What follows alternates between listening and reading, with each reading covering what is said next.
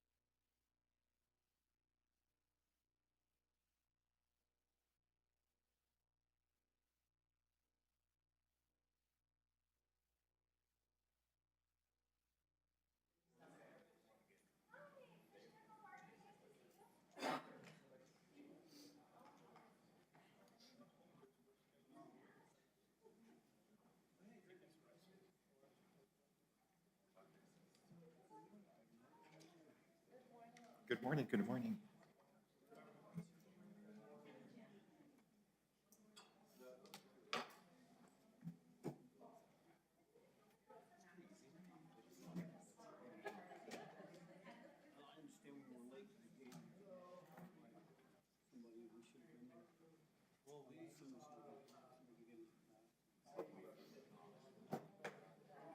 Never really put forth anyone.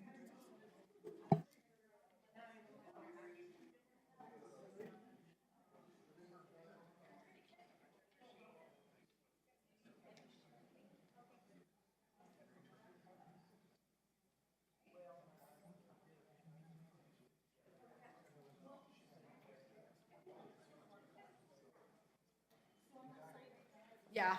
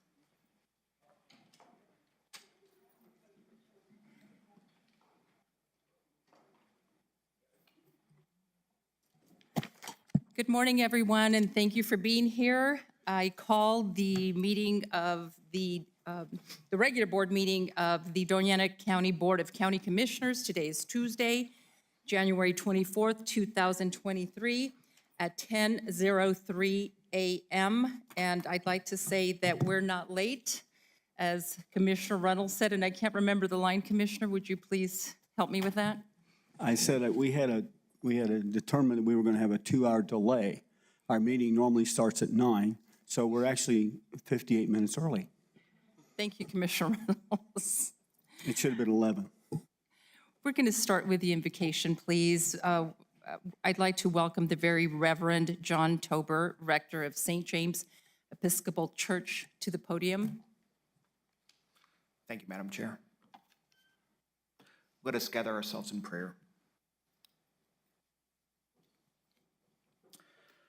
O Lord, our Governor, bless the leaders of our land, that we may be a people at peace among ourselves and a blessing to other nations of the earth. To the President and members of the Cabinet, to governors of states, mayors of cities, and to all in administrative authority, grant wisdom and grace in the exercise of their duties. To senators and representatives and those who make our laws in states, counties, cities, and towns, give courage, wisdom, and foresight to provide for the needs of all our people and to fulfill our obligations in the community of nations. To the judges and officers of our courts, give understanding and integrity, that human rights may be safeguarded and justice served. And finally, teach our people to rely on your strength and to accept their responsibilities to their fellow citizens, that they may elect trustworthy leaders and make wise decisions for the well-being of our society, that we may serve you faithfully in our generation and honor your holy name. For yours is the kingdom, O Lord, and you are exalted as head above all. Amen. Thank you, Reverend. We will now move on to the Pledge of Allegiance. Commissioner Reynolds, would you please lead us in the Pledge of Allegiance?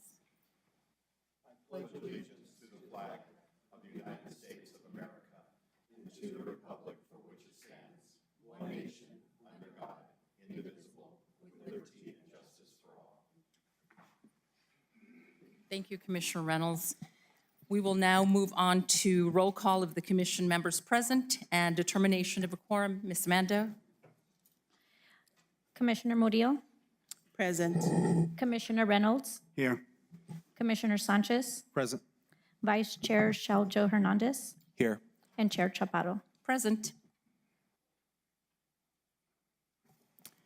The commission convenes as a Board of County Commissioners and the County Board of Finance in open session. Mr. Macias, are there any changes to the agenda?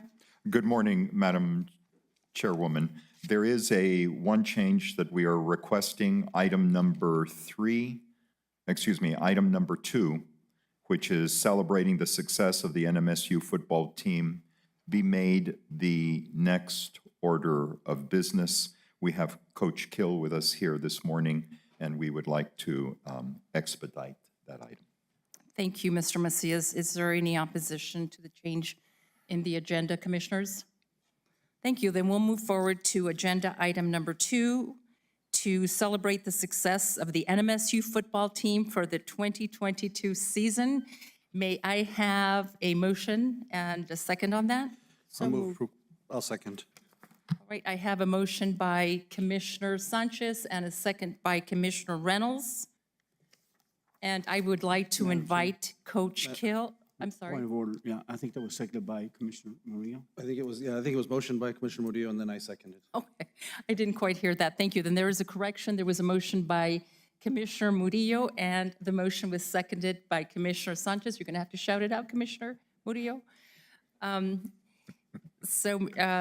Is there any discussion on this before I commence?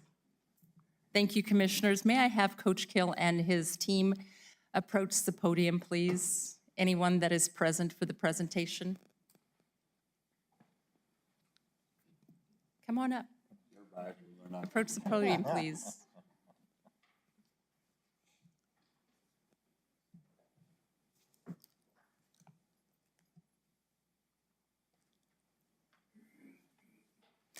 Ladies and gentlemen, today we are so excited to have the latest team in a line of championship teams from NMSU join us today. With his first year, experienced head coach Jerry Kill at the helm, the NMSU football team is the talk of the town. Not only the talk of the town, but national conversations. We take this time to publicly acknowledge the team and their accomplishments throughout the year. But we would be remiss to not recognize the families, the support system, the fans who have been instrumental in helping these young men experience success on and off the field, and also the young lady before me.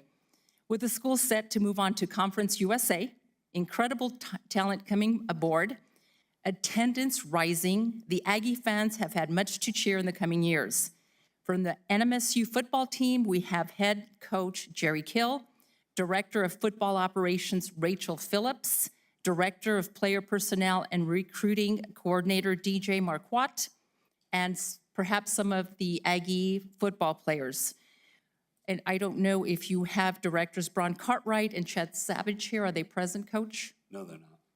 Well, welcome and go Aggies. We're so proud of you. I look forward to attending football games next season. We wish you the best of luck, and you are the talk of our town. And Mr. Macias, with that, would you please read the proclamation? Thank you.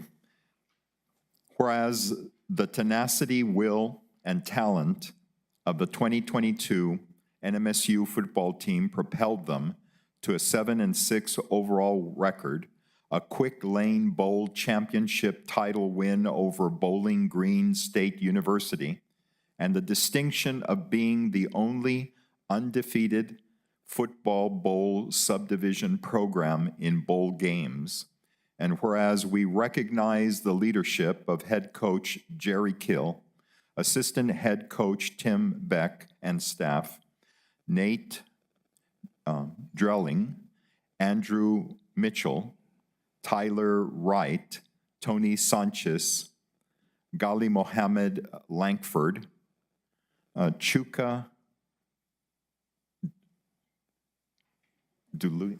No, just call him Chica. Oh, okay. Okay. Chuka has a big role in this process. Bobby McMillan, Cliff Oden, Melvin Rice, Jack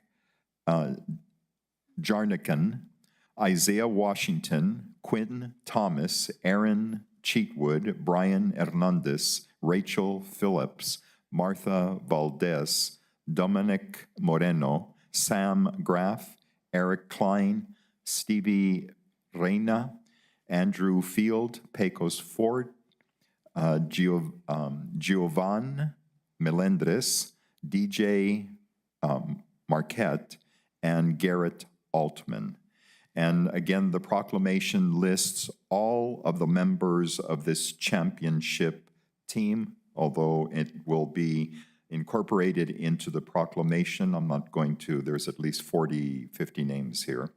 Now, therefore, the Doña Ana County Board of Commissioners does hereby recognize the 2022 NMSU football team for its historic season and Quick Lane Bowl championship title.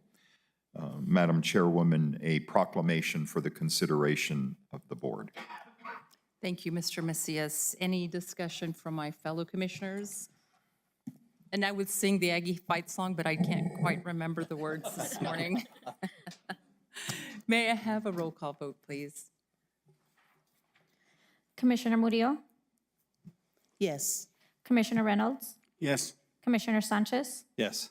Vice Chair Chaljo Hernandez, Yes. and Chair Chaparro. Yes, with pride. Thank you. And Madam Chair, if I had, might say, Coach Kill, you know, you did just a phenomenal job. And I know I know you've been receiving adulation across the city and having the celebration over the weekend, but you know, your brand of leadership, what you've done to really, after starting the season 0-4 and to end up to a bowl game and a bowl win is just, it's inspiring. I can't, you know, I think you're setting yourself up for a great second act. But, you know, particularly the one thing I did want to say, and I truly appreciate, is the message you've had throughout the season with the community, with your team, has been that this is our team. This is your team. This is the entire community's team. And, you know, when we look here in Las Cruces, Doña Ana County, and the whole New Mexico State community, that's truly, I think that's reflective of that, and the way you've embraced it, you know, thank you for that. I really appreciate it, and I know the community appreciates it, and truly, you know, going into this next year, you know, I hope that we continue to support your Aggies, and I think show up to Aggie Memorial Stadium for that kickoff of the season as well. So thank you so much for everything you've done and the leadership that you brought here to the Aggie football team. Thank you so much. Thank you, Commissioner Sanchez. Any other comments? Go Aggies. Thank you. Well,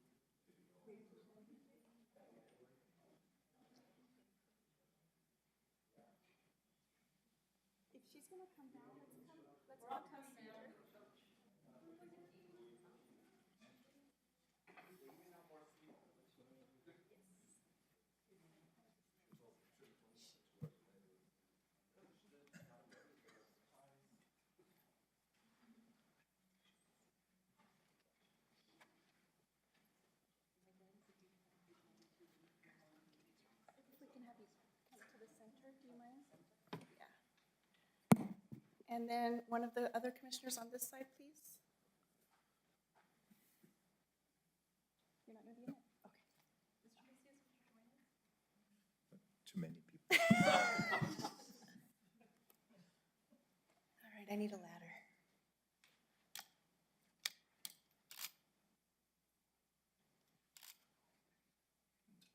Make sure you're smiling and your eyes are open.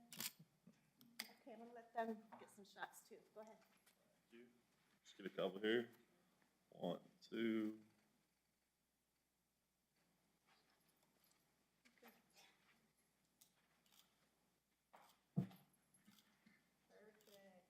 Awesome, thank you.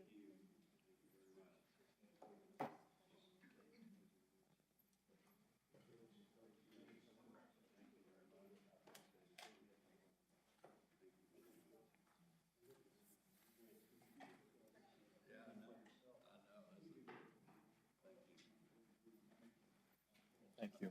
Thank you so much. Nice to see you. Thank you. No, you take that with you. That's yours. Yes. One thing I would say before we leave is, number one, I apologize. There you go. Is, before I leave, I wanted to make sure that I apologize for not wearing my poncho in. I had several people want to know where that was at, so I am a little underdressed, so I'll make sure I'll get that taken care of. But more importantly, we thank you all. You're a part of our team. You made it all possible for have the opportunity to be here, and our kids respond to all your support. So I appreciate all of you and thank all of you, and God bless all of you. Have a great day.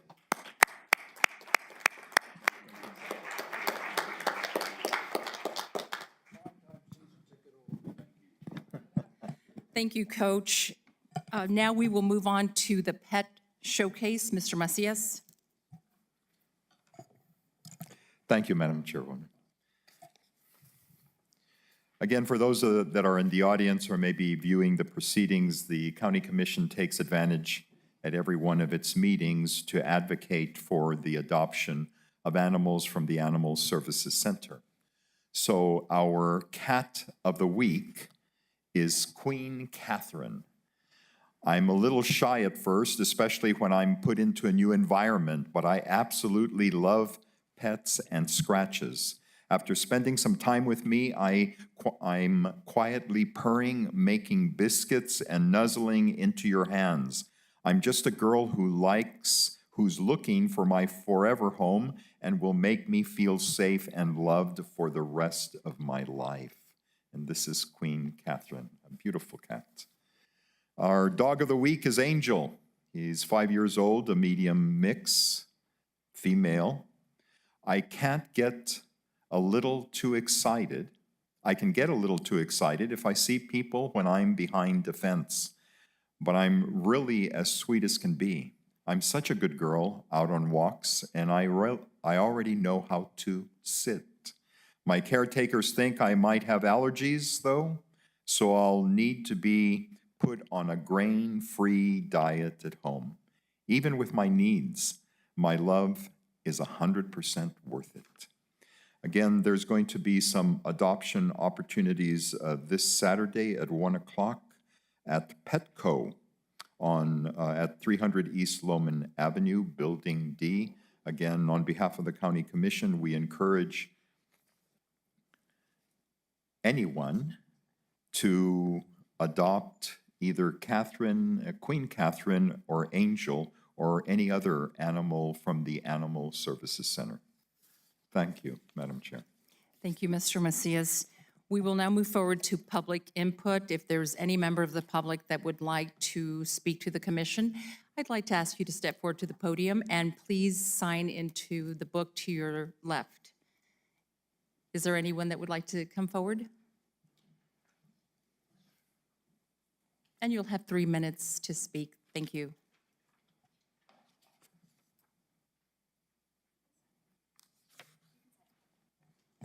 Good morning. Can I talk to Mr. Mills? My name is Raymond Mills, I live on 1140 Riverside Drive. Start with, that's the vandalism I need to know. Sir, I'm not able to hear you. If you'll approach the podium and speak into the microphone. We're starting on year number 3. Would you speak into the microphone, please, We're and tell starting us your name? Raymond Mills, also graduated from New Mexico State. We're starting on year number 3, you're trying to get the neighborhood cleaned up.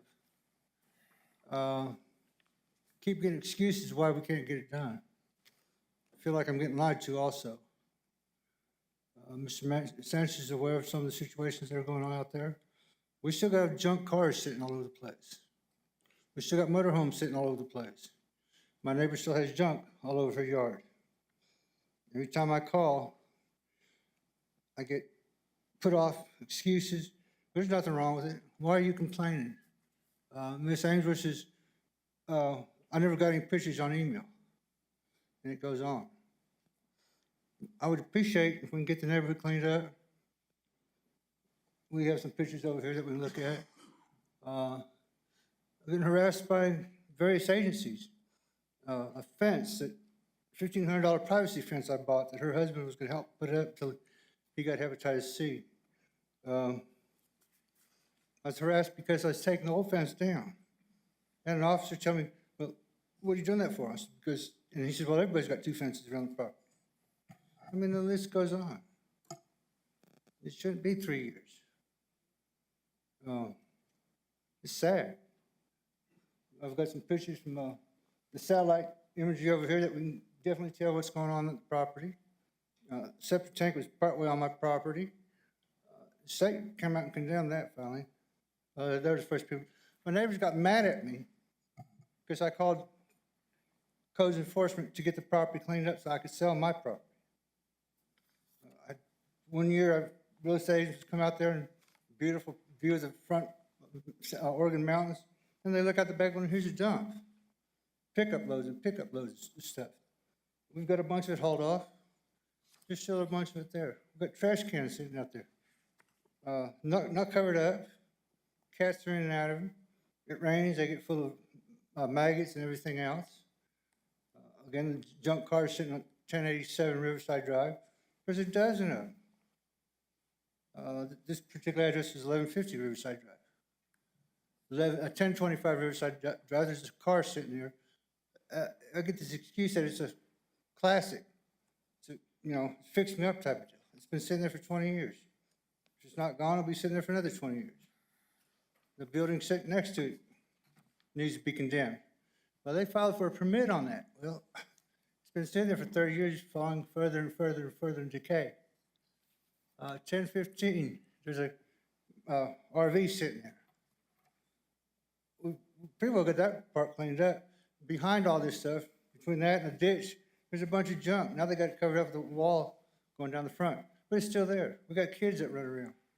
We don't need somebody's child to get in there and get hurt, killed. Rattlesnakes, skunks, and God knows what else.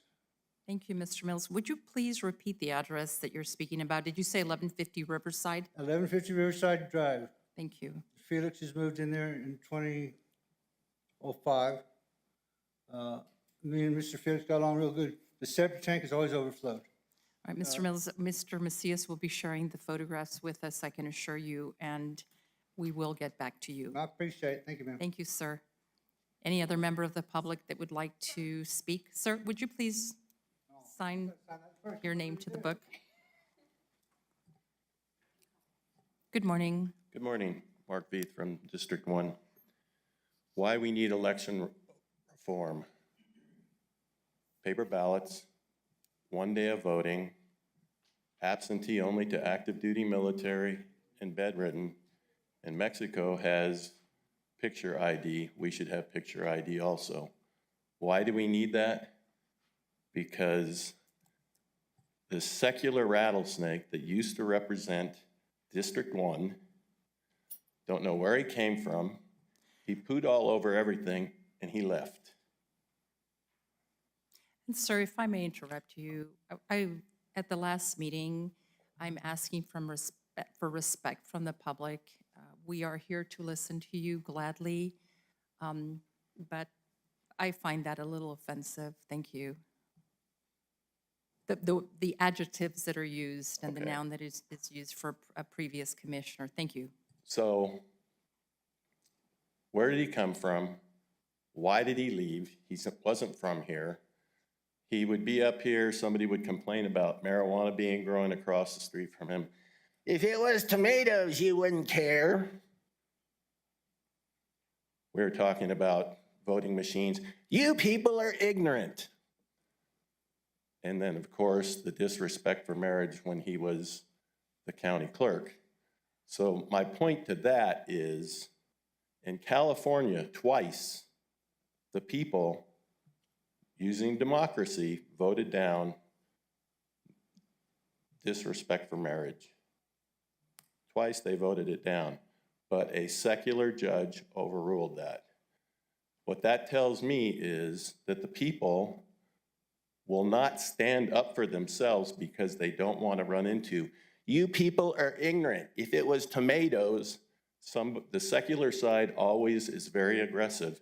And instead of people stating what they really want, they'll be quiet and let that go by.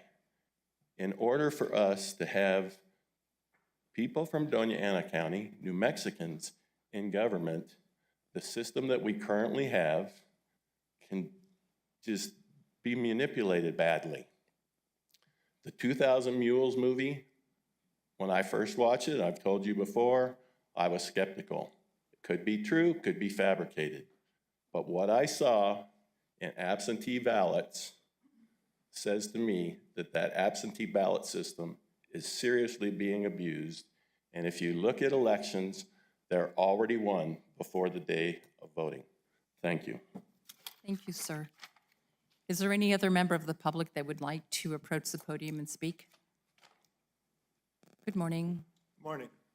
Your name, please. My name is Dick Anderson.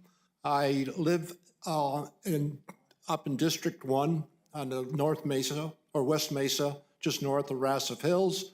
There are about 25 families of us up there, and I just want to take this moment to compliment the sheriff and the sheriff's department.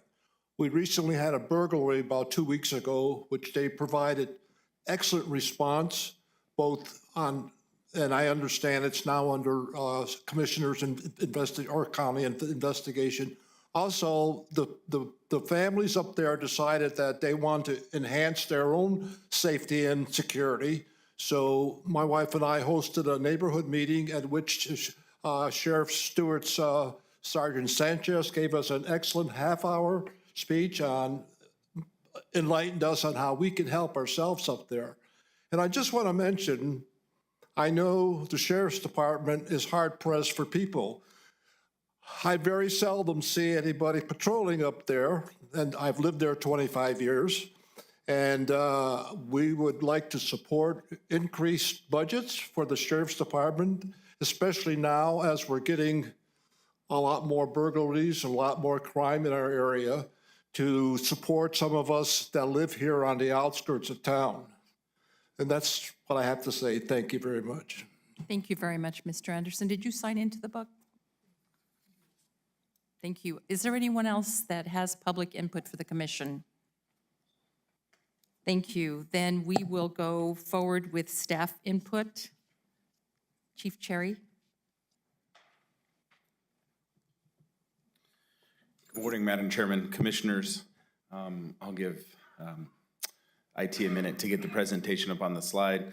But I've been asked to be here today to give you kind of an annual report on the status of the fire department and where what happened in 2022 and the outlook for the future, which is very bright.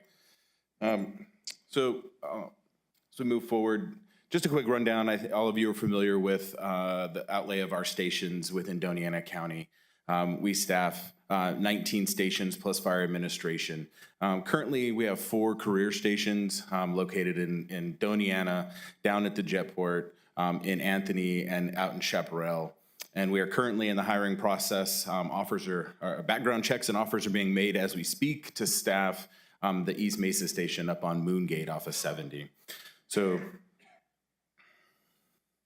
current structure of the department, it hasn't changed since the last time that we had this discussion. So the fire chief, deputy chief, we have the 3 career battalion chiefs. We have 3 fire prevention captains that oversee code enforcement, plan reviews, investigations for arson, that type of thing. 1 training captain who oversees the training for our entire department, which is a big job. And then we have the 15 career lieutenants, 33 firefighters that are staffing those stations right now. On the volunteer side, we have 215 volunteers on our rosters. We use 3 battalion chiefs and 29 volunteer officers to help manage those stations and those volunteers throughout the county. Some numbers from 2022, I left 21 and 20 on there to give you a comparison of what our call volume was like in 2022. 10,802 911 calls for service for either fire or EMS response in Doña County. We're running about a 90% EMS request, so some sort of a medical emergency. That does include traffic accidents, which is kind of a crossover between some fire and rescue services and EMS support. But there's a little over 1,000 calls that are, that are non-EMS related, structure fires, wildland fires, public assist, hazmat events, or, fire alarms, alarm activations at buildings that end up not being a fire in nature. I did break this down for you. You can review it. I'm not going to go every area for you, but you can see that from 21 to 22, some areas of the county has seen significant increase. We're going to continue to see increase like this as our population grows, but it ended up being about a 14% increase in overall call volume this year. Madam Chair? Yes, Commissioner Reynolds. Yes, Chief Cherry, quick question. Did you think about breaking these down so that we could determine how many of these were EMS versus fire? And it's because I think that, if I understand it correctly, because of some of the areas that we assume or we know in the county are more prone to fire than others, it'd kind of be nice to be able to understand, where the distribution of the fire calls are versus in different parts of the county as well. So, thank you. Madam Chair, Commissioner, I did not break them down that in depth for the update today. That is data that is available to us that I don't have at my fingertips. Madam Chair, yeah, one more comment. Of course. Chief Cherry. Yeah, see, we made a decision about the fireworks ordinance last year based on the propensity of fires throughout the county, and having that kind of data would help us to understand whether or not we made a good decision, or maybe we made a decision we could have researched a little bit more. So I would, maybe you could send it to us in an email. Absolutely. Thank you, Madam Chair. Thank you. This is just an interesting map that I thought would be helpful for you to look. It's just a heat map of call locations from all the way from north of Hatch to Santa Teresa. Obviously, red is higher percentage of calls, and green is the lower areas. I did break down the fires for us. I didn't do EMS as you suggested, Commissioner Reynolds, but as 106 structure fires, we're averaging 7.2 firefighters per structure fire on initial response, which is a key number for us. We need to keep that number of firefighters responding on initial alarm above 6. We had 35 vehicle fires last year, 159 wildland fires, 22 trash rubbish fires, and then other areas. But that's, when we're talking about the fires within Doña County, that's kind of a breakdown for us. Another key area in the department is training, which helps us provide premium service to the communities. So we had a little over 8,000 hours of man-hours of training in 2022, which is a significant increase in years past. The Fire Academy that graduated in October received 342 hours of accredited training. That's just the hours that our accredited, ISO and other accrediting bodies give us, award us. That doesn't mean they were in the academy for much more than 342 hours to become a proficient firefighter in EMT. But we did start with 11 cadets, and we graduated 11 cadets, which is it's just a good accomplishment for our department. Another area of our department that it largely goes unlooked is our fleet. So that picture draws a lot of attention. I'd like to bring to the point that our fleet protects the community, not just our firefighters. And this incident happened in 2022 on I-10, where that fire engine was parked in what's called a fend-off position, protecting an accident where our firefighters and EMTs were providing care to another accident victim in this snowstorm. If they had not followed procedure and protected the scene with the truck like they're trained to do, the vehicle that rear-ended them would have plowed right through the center of the original accident. And I'm in full belief that we would have had fatalities from that event. Just look at the damage on that truck. So our fleet actually protects the community in other ways. This fire truck was one of the newer ones in the community. It is actually at the factory being repaired, refurbished. It's going to go back into service. And we expect that truck to be back here by June. But our fleet serves the community as well as our firefighters. In 2022, though, we were able to put into service 6 new engines and 2 pumper tenders that are all out in the community serving as we speak. Another area of the fire department that we've been addressing in 2022 is our critical infrastructure. Our fire stations have been in desperate need of updating from over the years. These are a few projects that were either completed or have begun in 2022, and there's more to do. Big ones that are important to think about is like the station in Santa Teresa, that remodel is underway. It was built in 1985 and had seen no significant upgrades since 1985. And we're gonna be able to make that station a place that attracts volunteers. We're able to even house volunteers overnight there. Once the remodel is complete, it'll have modern internet and security facilities in order to, provide an area where volunteers want to come and serve their community. The other big event that's happened in 2022, and it was just last month, we had a groundbreaking for Station 2, just down in Anthony. That's that great picture of the chairman and all of us with a shovel full of dirt. This station has been long in the planning. It's been a little over almost 3 years in the planning, actually, to serve that area of the county better. When it's completed, it'll be a state-of-the-art facility that will be able to house training events, increase services like hazmat for Southern Doña Ana County, and it's built for future growth as well as the community needs it. It is scheduled to be completed in December of 23 as of right now. Another area that the fire department was focused on in 2022 is reaching out to the community. We're participating in a lot of events across the county on an annual basis, everything from the DACC job fairs to the state fair to Burgers for Badges. There's just lots of events that we're getting out and using as recruitment efforts as well as education for the communities. There was 2 other big projects in 2022 that you have seen already, Commission, that I still want to highlight again, which is the grant that was awarded to us has been completed. We have received all of the electric extrication equipment that you see pictured there. It is in the field. All of our staff has been trained, and it's serving the community. And I'll be honest, the staff loves it. It's so much easier than working with the big gas generators and hydraulic fluid and hoses and just the mess that creates on scene, where this equipment is more powerful. It's easier to use. We can reach victims of rescues much quicker with this electric equipment.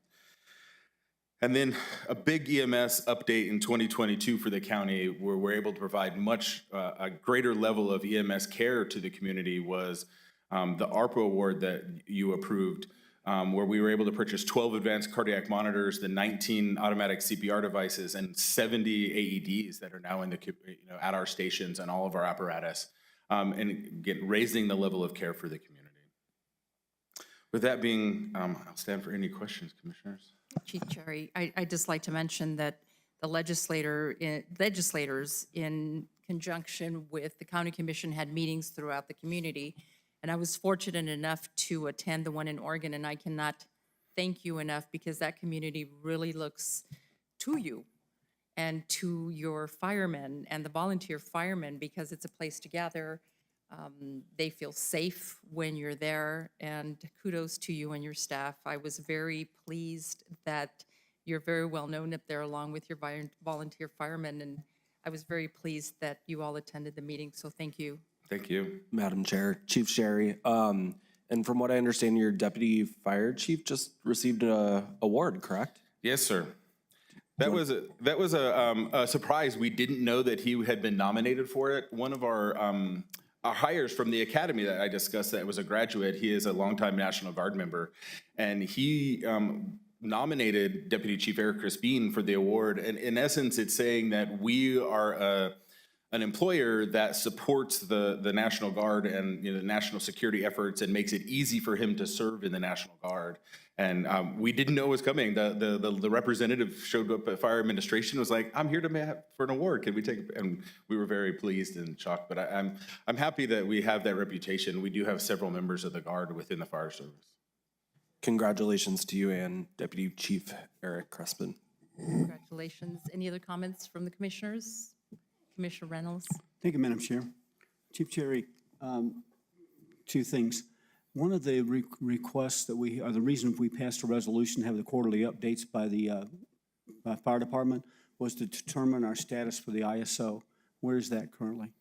So, Mr. Chair, Madam Chair, Commissioner, we're still currently an ISO 5, except for in Santa Teresa where it is a 4, within the separate districts of Doña Ana County Fire.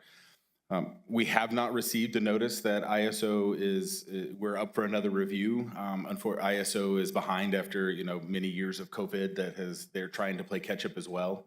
I have spoken with the local ISO representatives, and they do plan on making the rounds to New Mexico over the next 2 years to get that updated. The 4 areas that ISO focuses on, and they have many subs, but it's staffing, water, communications, and equipment. And each one of those areas has subsections that they rate our readiness for. And I tried to cover each of those in today's presentation. Obviously, staffing, we're increasing our staffing. We're continuing to recruit volunteers. Communications, which has some subsections, is a large project that's going on with the county right now to try to upgrade our communications. Our training is another huge area, which I highlighted today, where we're increasing our training on our as fast as we can. And so we are focusing on all of those areas as we move forward. Okay, thank you, Chief Cherry. Is there anything that this board can do to help with any of that? Because I think we've had discussions about, okay, so let's say to get from a 5 to a 3. What's the biggest challenge we have that the board can maybe help with?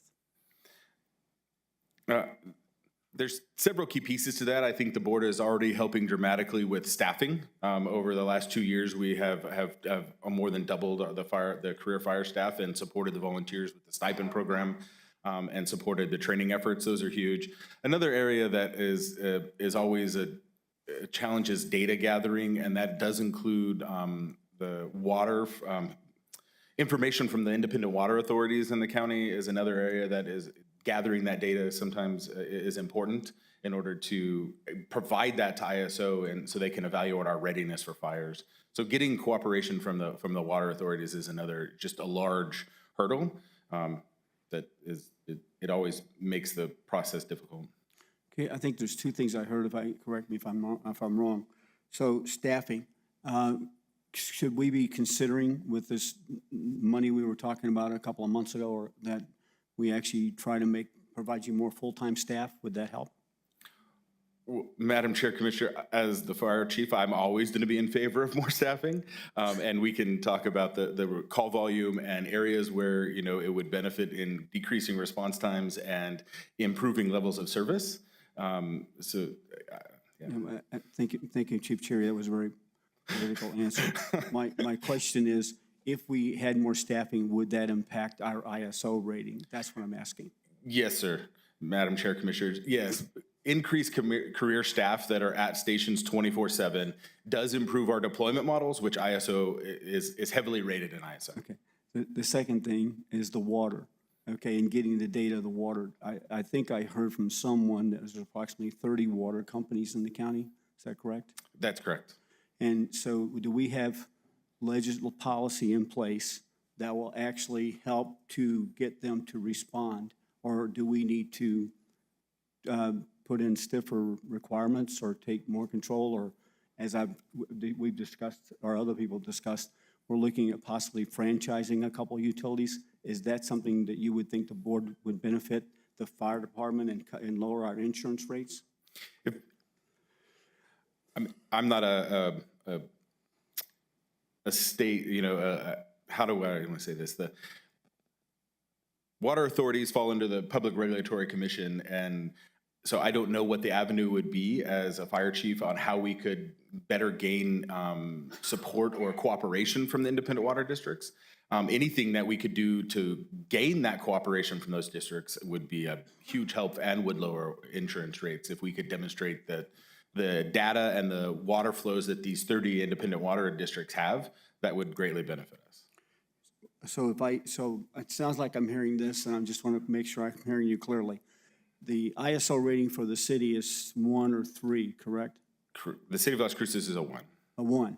So in order for us to get from a 5 possibly to a 3 or a 1, 2 major things would be staffing. The other one would probably be water, because those are the 2 things you don't really have enough control over at this time. Am I correct? Madam Chair, Commissioner, you're correct. Those are the two areas that are weighted the heaviest to the ISO matrix, followed by training and equipment. And how many fire hydrants do we have throughout the county? I don't know the number outside of Las Cruces, but if you include Las Cruces, we have a little over 13,000 hydrants in Doña Ana County. And how many of those do you check? So the goal is not always met, but our goal, and we're improving the statistics every day, is we should be checking 25% of those hydrants annually is what ISO recommends. And what that means by a hydrant check versus a flow check, when we go do an inspection or a check of a hydrant, is it clear of debris? Do all the caps come off the hydrant? Does the valve turn on and does water come out? And that's what ISO asks us to do 25% annually. Okay, can we have someone at the county, like say facilities, do that for you, or is that something the fire department has to do? It does not have to come from the fire department. It can be done as long as I have the record of that checklist being done for every hydrant. It can be done by anyone as long as we can document it. Okay, thank you, because as you know, the ISO rating is directly reflected in the homeowners' policies in the county. So the best way we can help the citizens is to try to get ahead of this and lower their insurance rates by as much as 50%. So thank you. Thank you, Madam Chair. Thank you, Commissioner Reynolds. Any other questions from any of the commissioners? Thank you. Thank you, Chief Carey. Mr. Macias, any other input from staff? No, ma'am. Thank you. Then we'll move forward to county elected officials' input. Sheriff Stewart, good morning. How are you?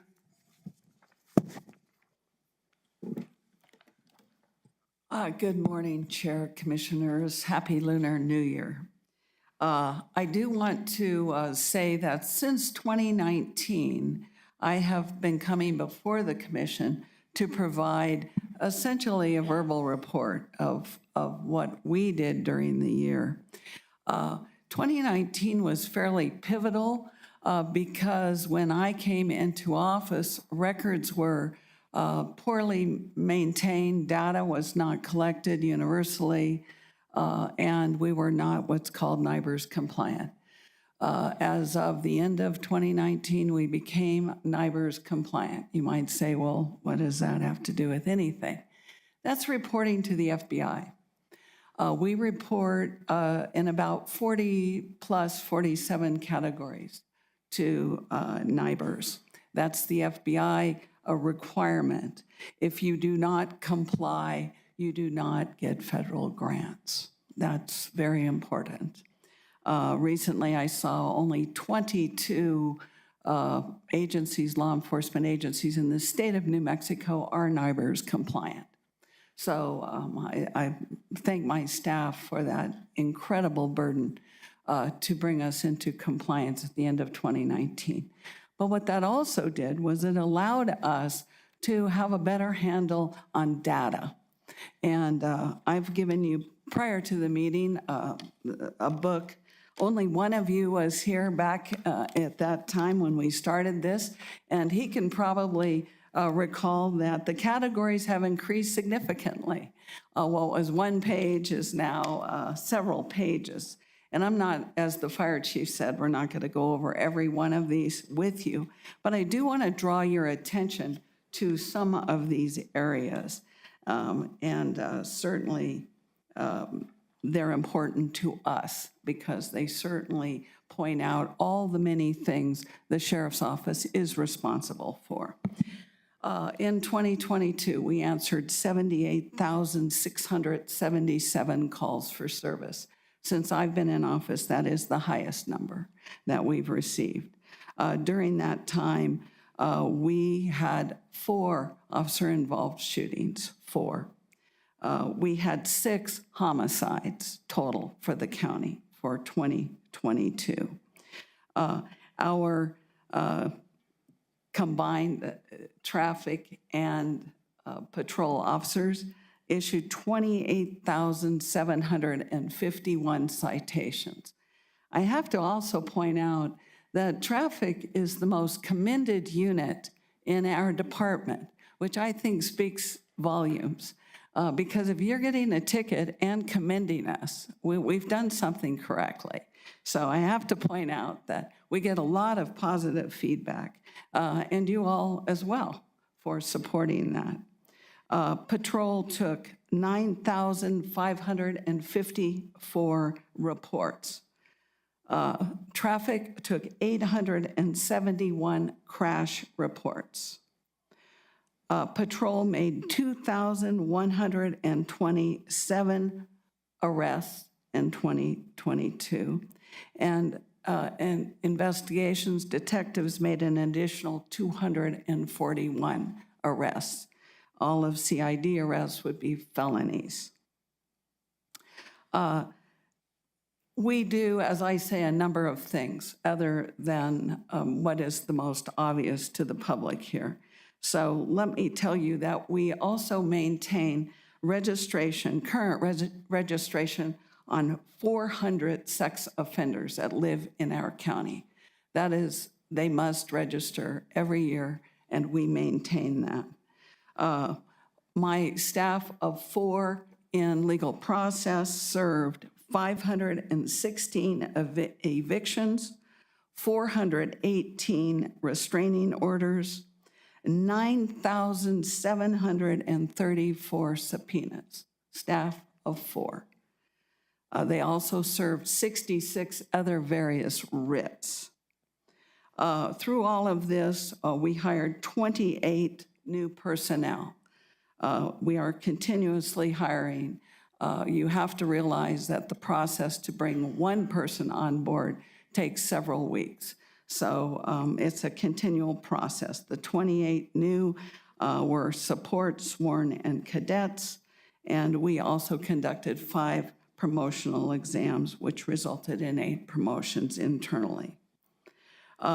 Training is a very important thing to us as well. When I came into office, the budget was about $10,000 to train personnel, or 194 people. Currently, we're nearing 100,000 in our budget. So among the trainings we sent people to, we also hosted 115 DASO-led trainings. That's an important number because when we bring the trainers in, we can obviously cut our costs and service more people in terms of training. Victim advocates, they handled 562 walk-ins or appointments. That's victims seeking help either through processing domestic violence forms or issues, in addition, victims of crime. They also served the patrol deputies with 38 call-outs. Through all of this, we also stood up in 2020, which you'll see near the end of this booklet, intel unit, intelligence unit. This department had never had that before. Because of our proximity to the border, we obtain a lot of information, both state, local, and national. So it was clear to me that a lot of information was flying around us, but not able to be worked to benefit the citizens of this county. So when we stood it up in late 2020, We didn't begin taking data at that point, but you'll see that we had 2021 and 2022 data in this collection of information Intel was responsible for. That's not Metro. Metro is narcotics. So this is Intel.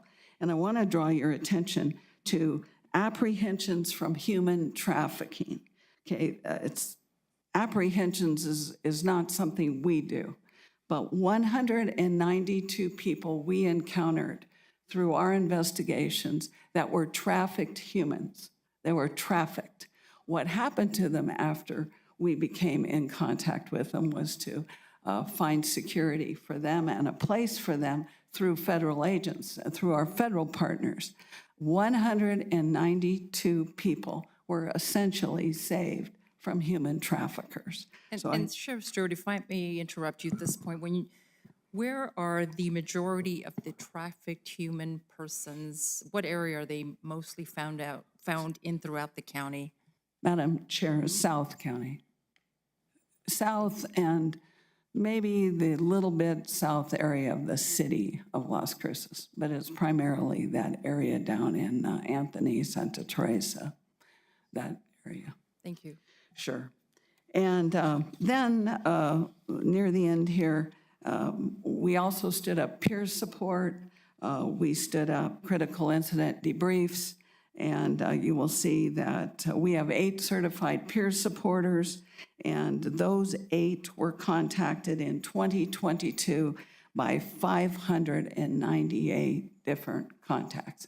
So clearly I have a staff of about 195. That's more than one contact perhaps, but 598 times some of our staff reached out to those certified peer supporters. We are very appreciative of that response from our department to utilize this needed service. And critical incident debriefs, we only started in July 2022. We've done 5. 4 of them were officer-involved shootings, and 1 was a rather horrible traffic accident that resulted in an off-road vehicle accident. Beyond that, the last page also has support staff training. I do send support staff to training. Prior to me, that was, I was told, never done. Maybe it was done once in a while. That's very important that they maintain up-to-date information on all of the technology and the various platforms we use in order to not only be compliant, but to better and efficiently serve our public. So lastly, I will tell you that we had 18 special response team, or what you might know it as SWAT team callouts. We had 19 bomb squad activations. And at the end of the day, all of this resulted in 5 external complaints, 5 from the public. So I have to applaud our staff for maintaining a huge caseload and doing it to the extent that very rarely do we get negative feedback from our population we serve. With that, I'll close, and if you have a question, I'm happy to answer. Thank you, Sheriff Stewart. Any questions or comments from the commission? Commissioner Reynolds, I see you trying to get to your microphone. Trying to. Thank you, Madam Chair. One thing you said kind of struck me, and I'm trying to figure it out. You said the training budget used to be 10,000 when you took office, I guess, about 4 years ago, and now it's 100,000? Very close to 100. Yeah. Help me understand how that happens. I mean, because it's probably a good thing, but I'm just trying to understand the trajectory of going from 10,000 to 100,000 in 4 years and how that happened and what's going on. Well, thank you for asking, Commissioner Chair. This is a process, of course, of budget application. So when we go to negotiate our budget or to bring forth our request to the county management, we ask for these things. I will tell you that in our county, training budget is a little hard to figure. because it's divided in our budget to 3 line items: travel, lodging, and registration. Obviously, not every time we travel, is it a training. So the training line item is registrations. So when I tell you that our budget is nearing 100,000, it's for those 3 areas, because presumably most of the time we are traveling. So every year since I've been in office, we have increased that ask. And so far, that has been a successful. I think right at this point, we're reaching about, for our numbers currently, we're reaching at about the appropriate amount of money. But it's something where you're taking in the information continuously throughout the year. We monitor our budget very, very closely. We monitor quarterly. So we're pretty aware of things when they're happening at the time, in real time. Chair, Madam Chair. Mr. Chair, what I guess what I was looking for is, okay, from a unknowledgeable, not knowledgeable person about this, looking at a $10,000 to $100,000 budget, it can either, it signifies a couple of things. Either your staff grew significantly or you did a lot more trainings, or the staff you had were probably not well-trained at the time you took over, or there's additional changes in policy that would require that they be trained differently. Now, let me just give you one example of that. If in fact we're looking at a CALIA certification, Right. that may be one of the reasons it's required that you increase your budget that much. But to increase a budget 10 times, I think it's the board and citizens should try to kind of understand what causes that. And let me say another reason why. It's because if we increase it 10 times over 4 years, are we going to need to increase it another 10 times over the next 4 years? And that's something that this board certainly needs to understand. So that's why I'm asking for a little bit of a analysis of what's going on here. Thank you. Thank you, Commissioner Chair. It's the latter 3. Okay, The good. first one is our footprint hasn't expanded. Okay, it's the latter 3. So yes, we had people who are not trained. They should have been and weren't. Former sheriff, to be blunt, picked and chose the 3 or 4 people who went to training, and that was it. So we don't do that anymore. Second of all, yes, I mentioned NIBRS. I had to send people yearly now to NIBRS training to keep up with those requirements, which being federal government is often changing. We also expanded into grants so that we have a grant writer that we trained. She was a grant administrator, and we sent her, for example, to grant writing and grant request training. So it's really a combination. But again, sir, I point out, the 10,000 was registrations. So if you take registrations, lodging, and per diem or food, right, or excuse me, travel, that was more like 25, 30,000. Okay. Right now, we're closing in, and it might be between 80 and 100,000. It's not on the top of my head. But for the footprint we have now, I'd say we're right about at the appropriate amount for the number of people. Okay, I have one more question then. I noticed that because I'm on the National Pool Board, New Mexico Pool Board, that our loss ratio is like less than 40% over the last 10 years. Do you attribute that? Well, saying it's actually been declining since you've taken over. Is that because of the additional training? You feel more qualified with the policy change? Or I mean, what causes that decline? Because we want to repeat that.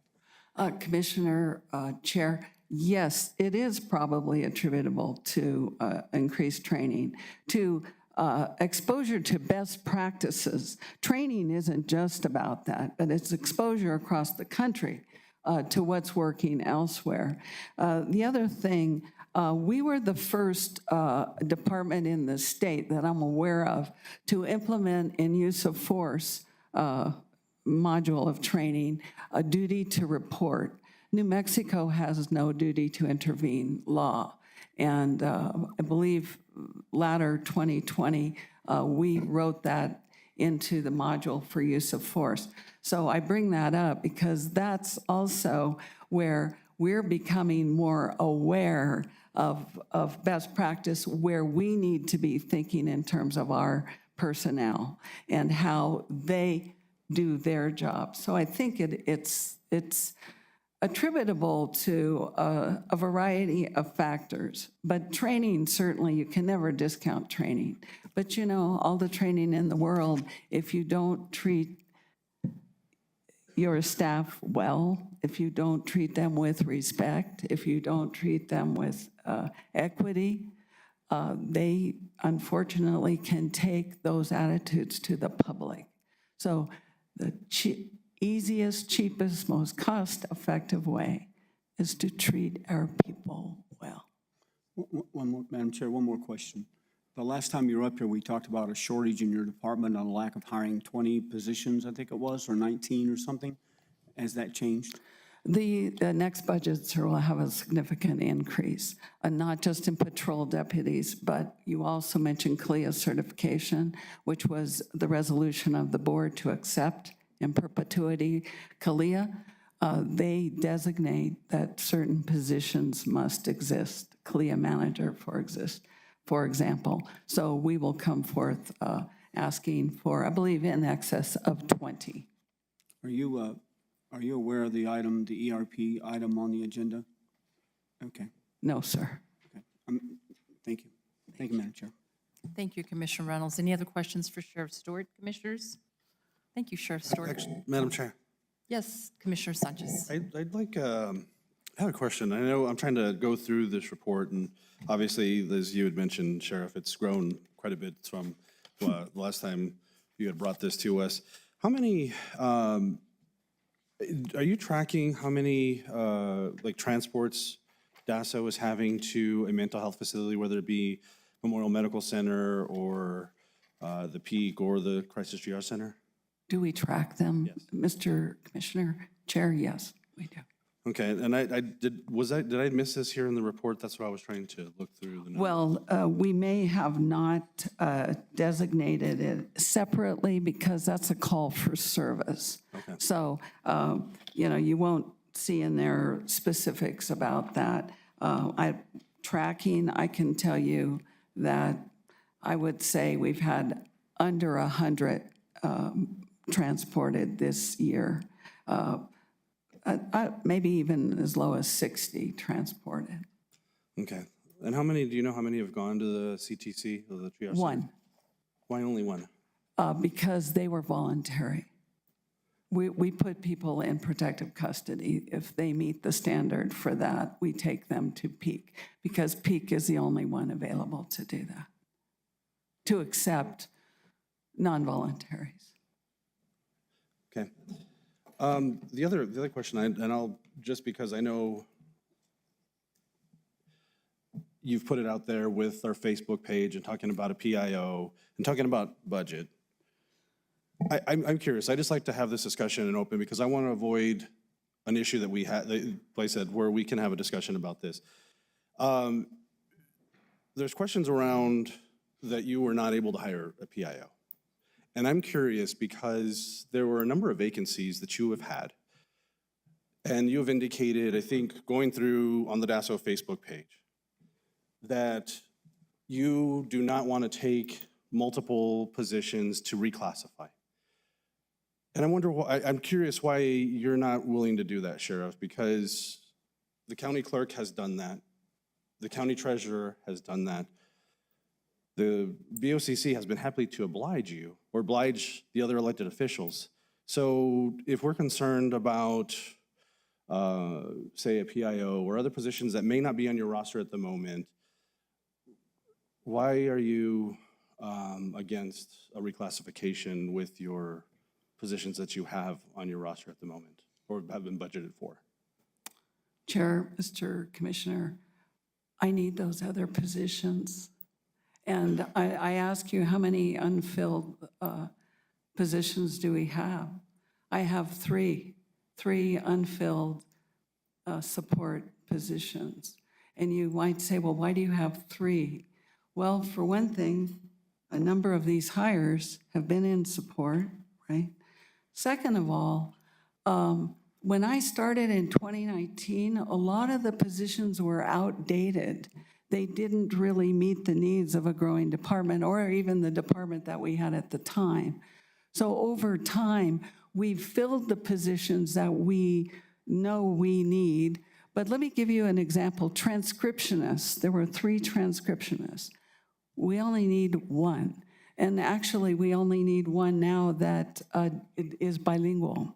Very important, okay? I reclassified those other 2 positions, transcriptionists, to meet other needs in the department. So this is an ongoing scenario. So I believe I was told the other day of 3 support personnel. Here's the other thing with reclass, sir. Let's say I'm going to reclass a doc tech who makes $14 an hour approximately to start. A PIO in this county makes $30 to $50 an hour. It isn't just rewriting the job description, it's actually turning in positions to meet the standard of the $30 to $50. So if you do the addition yourself, 2 doc techs is about $28, $29 an hour. So it's not just a matter of reclassing on writing a job description. It's about the budget that moves with it as well. So it isn't that I don't want to, it's I need those other positions. And that's fair enough. But like you said, I think one of the things that's in the purview of that description, or the what you had just answered, is the budget. And I think that's within the purview of the BOCC. So why have you not requested that of the BOCC? Well, sir, we make our... And the reason I ask, and I apologize, the reason I ask is very simply because what you put out there has indicated you've been denied. And I don't recall one instance where the BOCC has denied you, Sheriff. Chair, Commissioner, we submit our budget request to county management. We submitted for a public information officer. We were denied, okay? I wasn't aware, but thank you for telling me. I'll be in much more often now to ask you directly for positions because we follow a process. I wasn't aware that the clerk has come in mid-year or any other time and asked for positions. I'm sorry, maybe I just missed it. But that's not the process. Often we do not know what our budget approval will look like until it is finally presented to you. And if I may interrupt at this point, Commissioner Sanchez, Sheriff Stewart, I am aware of a request to the county manager, and you were requested to respond to an email regarding the PIO position, and we have not had a response from you or anyone from your department, and that was, County Manager Macias, when was that requested from the sheriff? When was that email sent out to the sheriff for a response?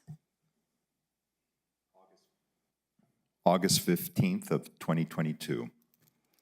Thank you, Mr. Macias. And Sheriff, at this point, I'd like to invite you to sit with me and the manager, and let's try to pound these things out, whatever your department needs.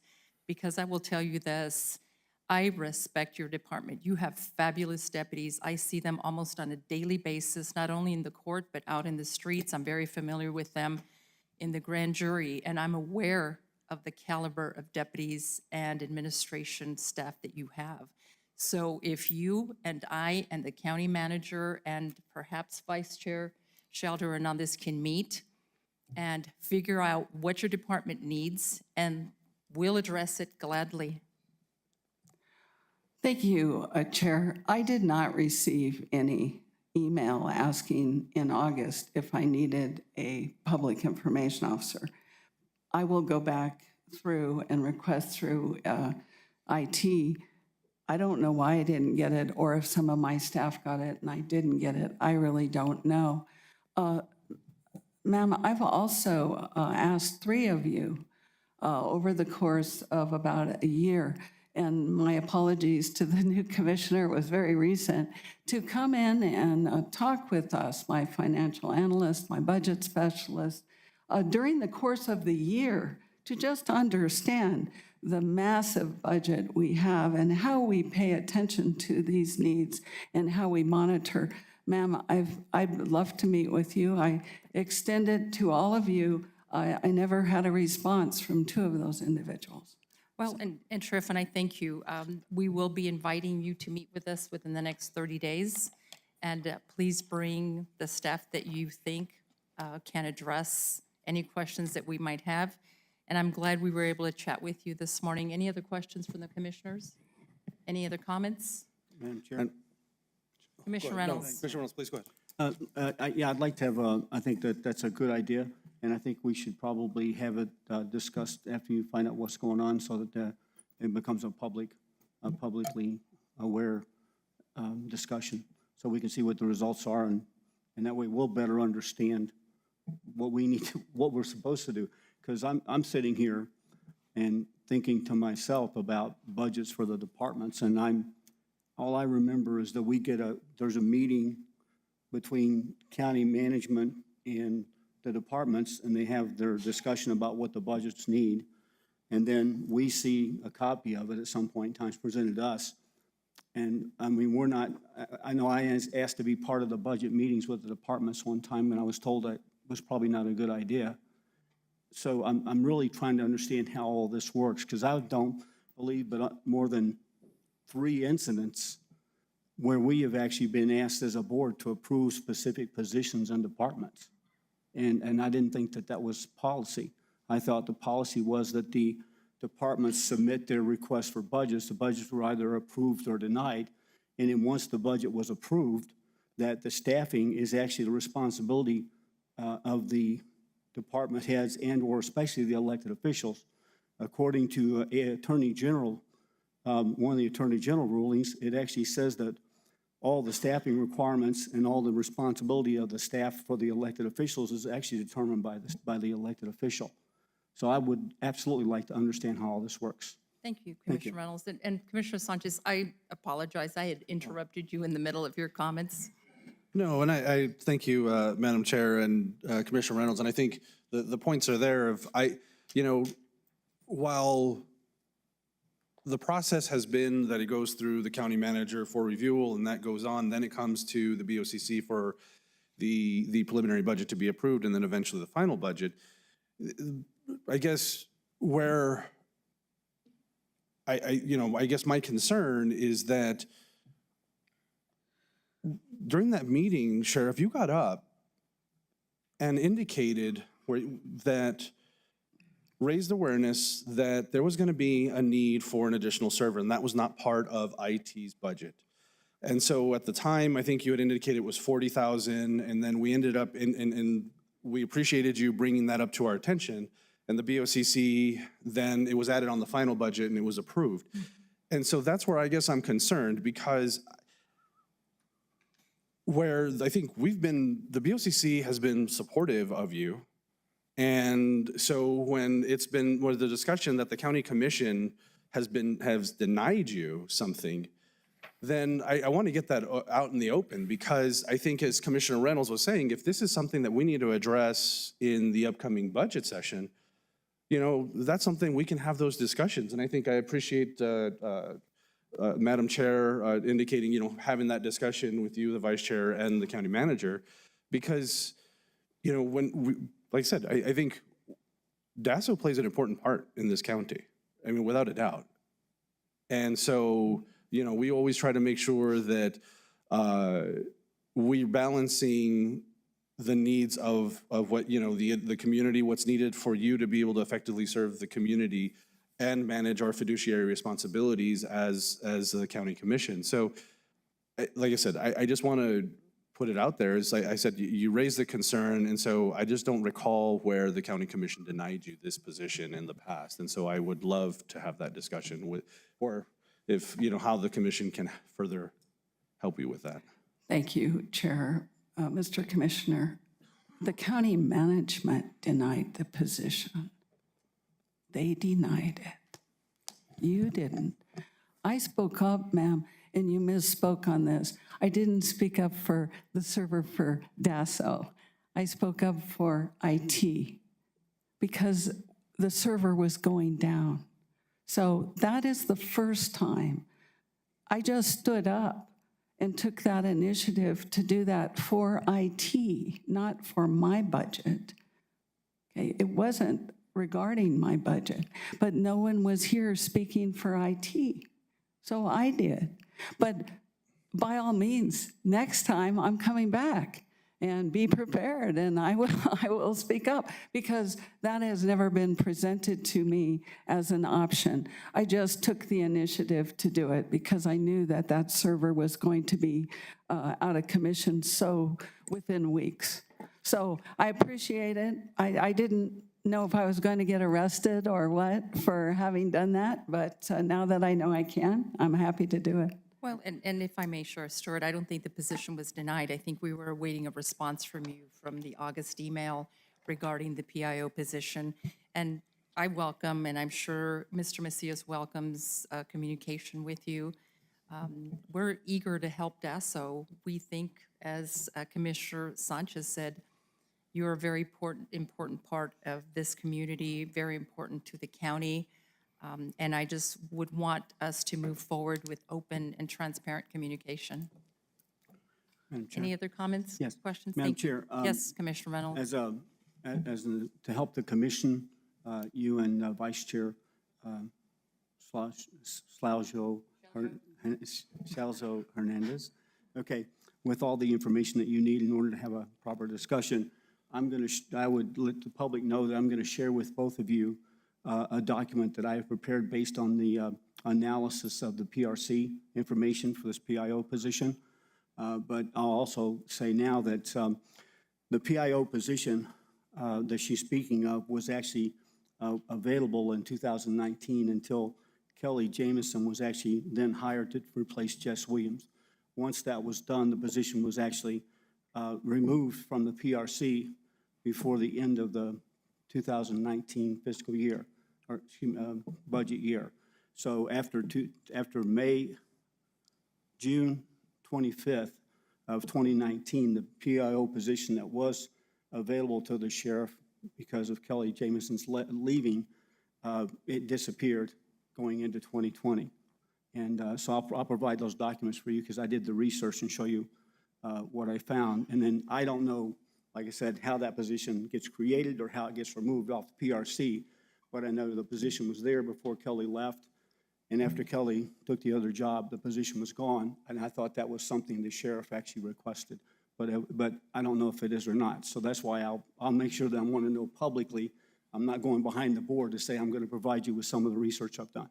Thank you, Commissioner Reynolds. And one more thing, Sheriff Stewart, if you can communicate with our county manager, Mr. Macias, as to the available dates that you have in the next 30 days, so that a couple of members of the commission can meet with you and just really understand and go over what DASO needs. Madam Chair, you know we're in budget preparation now. So we have timelines to meet that I believe by March we have to have it presented. So it's challenging for us to get that together. We could have a brief meeting, but also just be aware that we're preparing for a fiscal year 2024. And understood. We're not going to hold you at a meeting for 4 hours or longer. We just need to be able to have clear and transparent communication with you, as is normal, Sheriff. Thank you so much. Any other questions or comments from the commission? Okay, Mr. Macias? Madam Chair, I don't know if you want any comments. There is so much misrepresentation that is being made here. I do want comments, Mr. Macias. Thank you. So again, let me suggest that when Commissioner Reynolds asked the question, have you been able to fill the vacancies? You didn't get a response. He didn't get a response. There are 235 positions in the Sheriff's Department.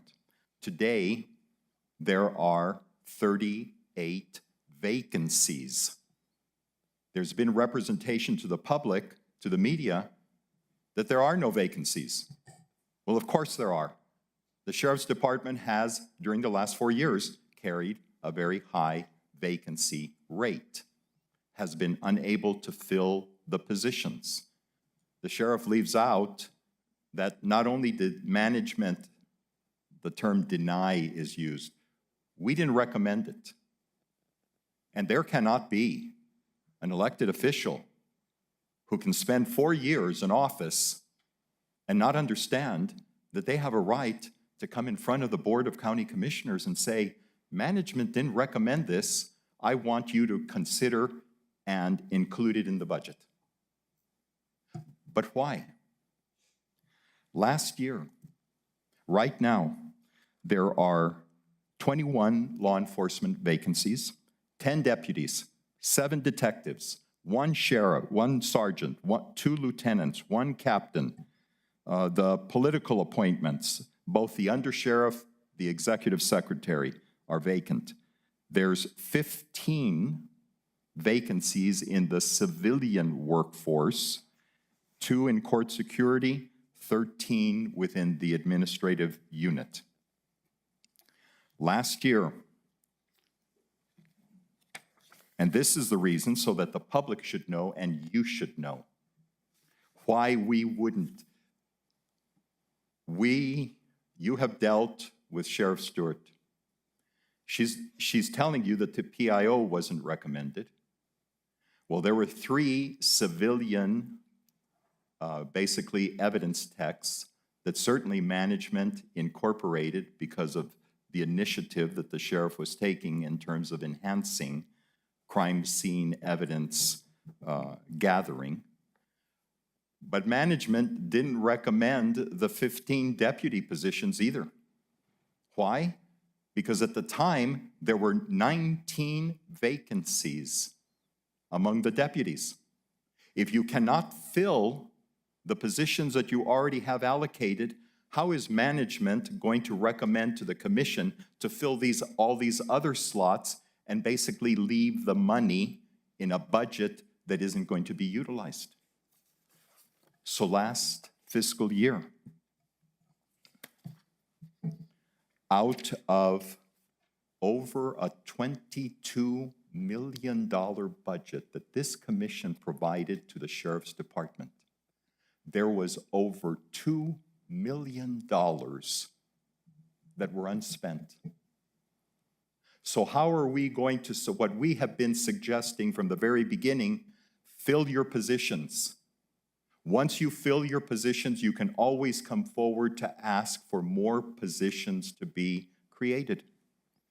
There's a representation that somehow, we undermined, and Commissioner, I'm going to enjoy to look at Commissioner Reynolds' assessment, because even a deputy, Marty Perry, I believe was the name, was the PIO for the Sheriff's Department for an extended period of time. A deputy was being used. And again, the argument then was because you need somebody who understands law enforcement. So let me read you the email that the sheriff sent to Deb Weir. Good day. I am needing our 2 vacant professional standards investigator positions to be reclassified into 1 PIO position.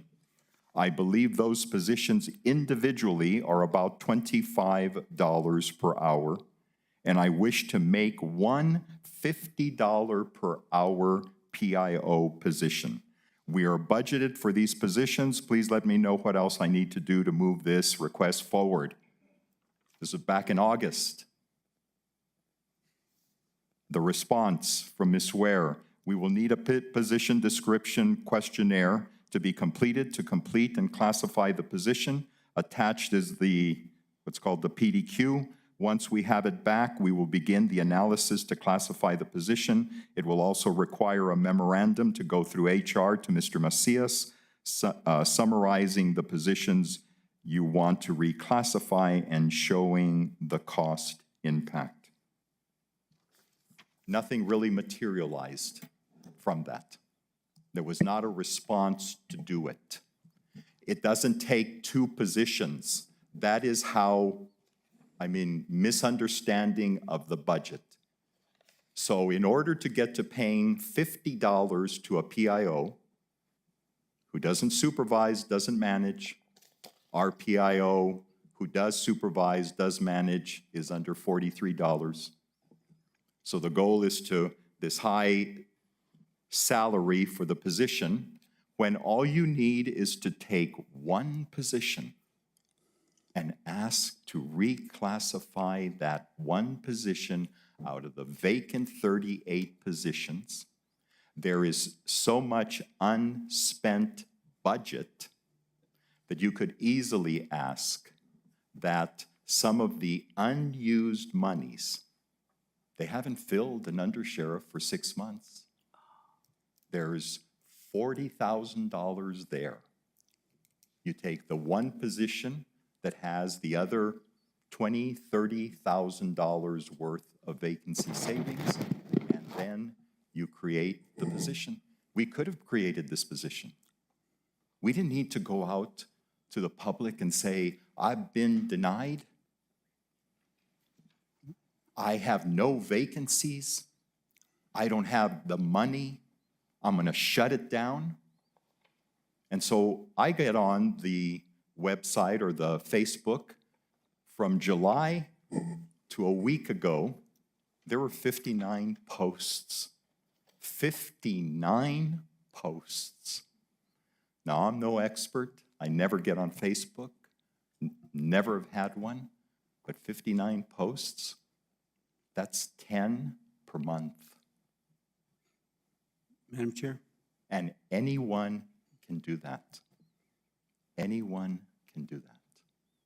The threat to close it down in order to make everyone look bad without anyone being able to hear the other side of the story concerns me, because I have always been willing to work with a sheriff, but to be candid and to assess the situation as it is.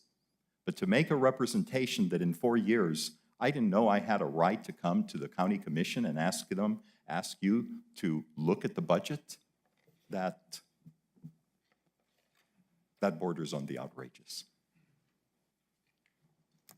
Thank you, Mr. Macias. Commissioner Reynolds. Thank you, Madam Chair. I'm just curious about a couple of things. It's my understanding that we have over 950 positions in the county, and over 70 have been vacant since the whole time I've been here, 4 years. Now I'm going to interrupt you, Commissioner Reynolds. We are specifically talking about the PIO position. Excuse me, Madam Chair. Excuse me. I apologize if you think I'm saying something inappropriate. What I'm doing is I'm trying to understand the logic that Mr. Manager Macias is using. If his logic is, and that's why I'm trying to understand it for the board and for my sake, if his logic is that because she's had positions she hasn't been able to fill, and therefore she cannot hire for new positions, then that has been the policy of the county ever since I've been here. We've always had open positions, but yet we hire for other positions and create other positions and do away with other positions. The same thing, if that's the case and that's the policy that Mr. Macias would like to follow, then all departments should follow it. The same thing happens in the detention center. They've had more openings percentage-wise than the sheriff has, and they've not been able to fill them, but yet they're creating additional positions as well. So if the policy of the county in the HR policy is to say you can't create new positions till you filled all the empty positions, then we as a county are guilty of that for the last 4 years.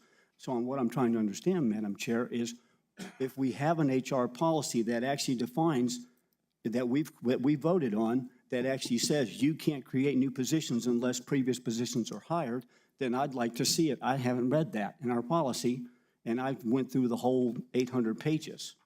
So all I'm saying is if we're going to, as a board, hold somebody accountable, we should be consistent with the accountability for all departments and all people in the county. I'm not saying Mr. Macias is not right. I'm not saying the sheriff is right or wrong or not wrong as well. I'm just saying that we as a board are responsible for having policy that everybody follows consistently, and I can't hit somebody else with a policy that I don't follow myself. That's all I'm saying.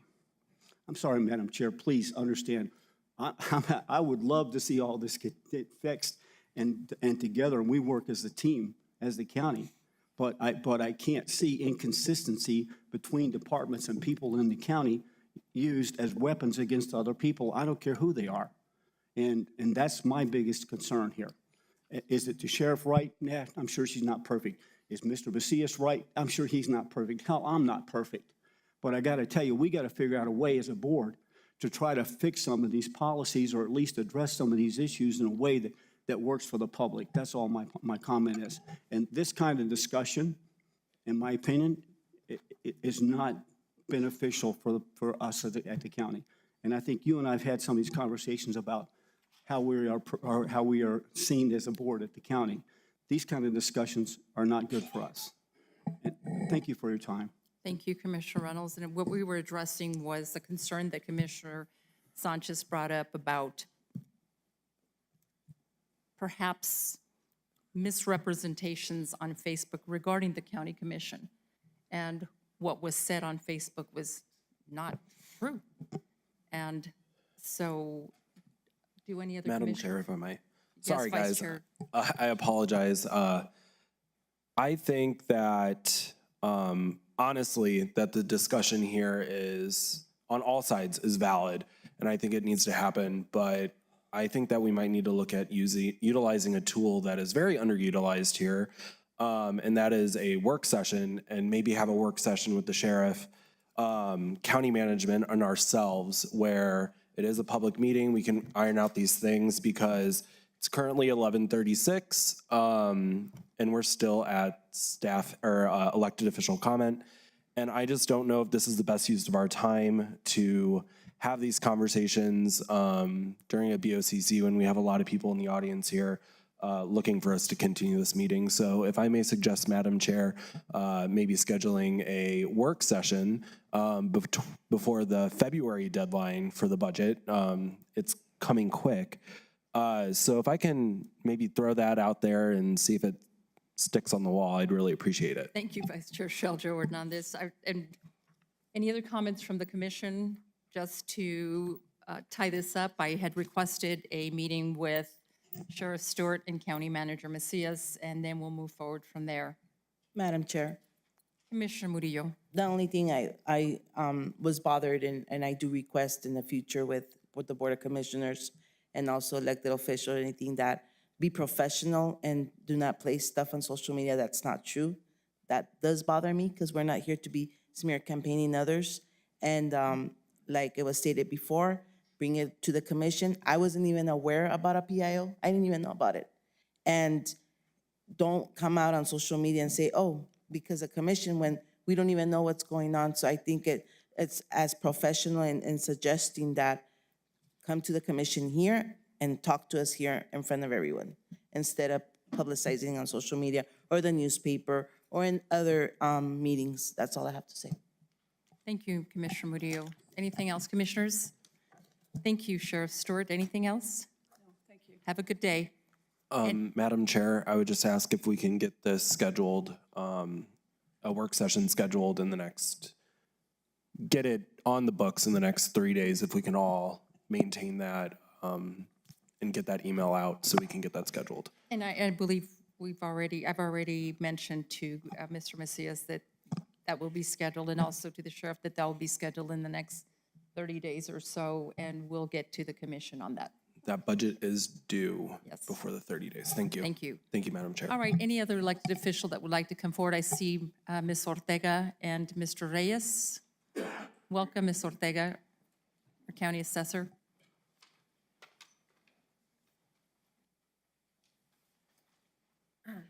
Good morning, Madam Chair, Commissioners. Gina Montoya Ortega, the new assessor.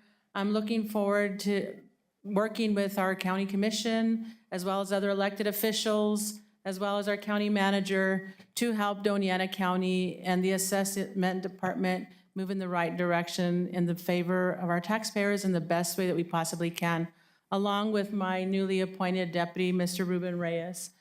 So just wanted to let everyone know that we are looking forward to working with everybody, including the other elected officials, and doing the best that we can for the taxpayers of Doña Ana County. So thank you. Thank you, Ms. Ortega. Any questions or comments from the commission? Yes. Sorry, go ahead. Commissioner Reynolds? I was just going to say, welcome to both of you. I hope you do a great job, and we are here if you need us to help in any way that we can. Thank you. Thank you. Welcome. Thank you. Thank you. Dr. Askin, I see you here as well. Nothing? Thank you. All right, we'll move forward to commission input. Madam Chair, Commissioner Sanchez? I'd had something that I'd like to share, if you wouldn't mind.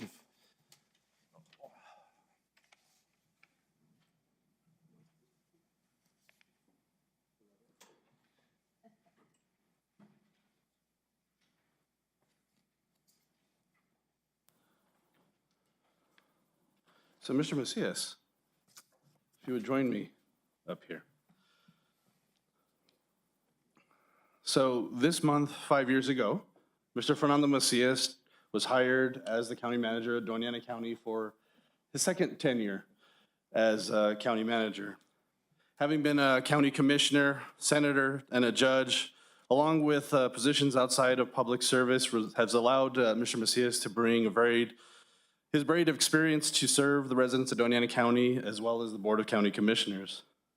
Now, usually when Mr. Macias is here doing employee recognitions, this is normally the part where he loves to mention their special skills, hobbies, or interests. So I'll acknowledge that Mr. Macias' love for DC Comics, and in particular, Batman. Just kidding.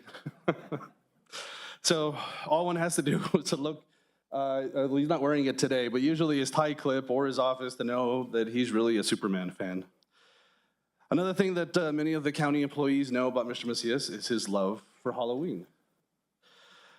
And we know that he goes all out every Halloween with his costume. And I think one of the things for this year, you would almost look like a ringmaster with your whip this year, which I think that's given kind of sometimes what the politics and the business of working with the county can bring sometimes. So I'm sure that whip can come in handy sometimes.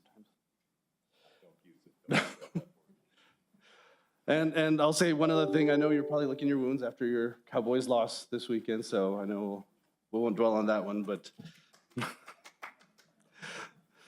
on behalf of the county commission, congratulations to you on your 5-year of your current tenure as county commissioner, or sorry, as county manager. And we appreciate your leadership and your wisdom that you bring every day. Before we hand this over, I think in the back, I think we have a video we'd like to share.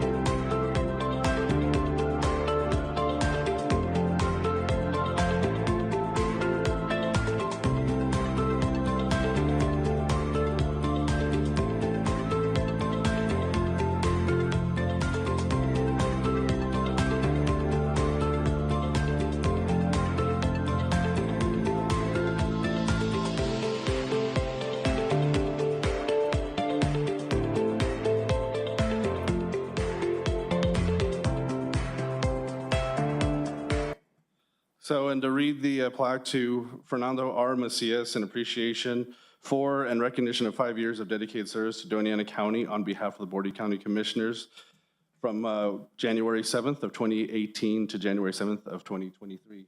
Mr. Macias, thank you so much. Appreciate it.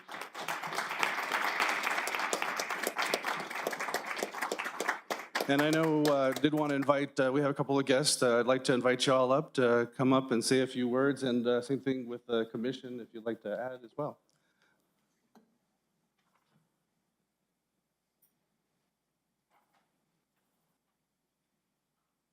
So while everybody else is making their way up, just want to say on behalf of the Office of Emergency Management, it's been fantastic working with you. I will tell you that, sorry, commissioners, my staff does frequently watch the BOCC meetings online, but usually tunes out after Mr. Macias does the pet of the week, because they just really want to hear if this week he is a good girl, a sassy cat, or if he's been a good boy. Those of you who hear those regularly can appreciate the humor that he really does place in it. And we really do appreciate both the support and the attitude you've had in working with us. So thank you very much for what you've done for the county, and we look forward to many more years.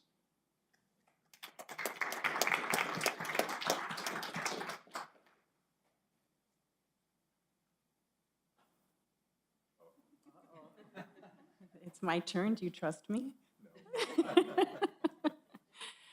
So when you were hired 5 years ago, I had very few interactions with Mr. Macias, but all of it was as a judge in very formal settings. So I was a little nervous, a little intimidated. But at one of our first meetings together, we were meeting with a group of people. They passed out some paperwork, and they started talking and sharing their ideas. But he continued to just look at this piece of paper, and I wanted you to hear what was happening. So I tapped you on the arm and said, "Did you hear that?" You looked up at me, and I thought, oh, what did I just do? And you looked up at me and you said, "Who do you think you are, my wife?"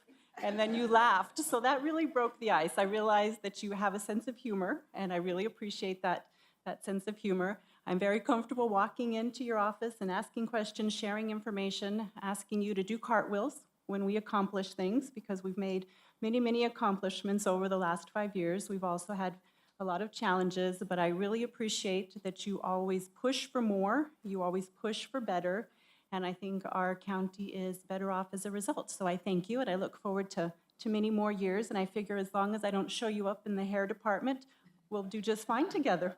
Thank you.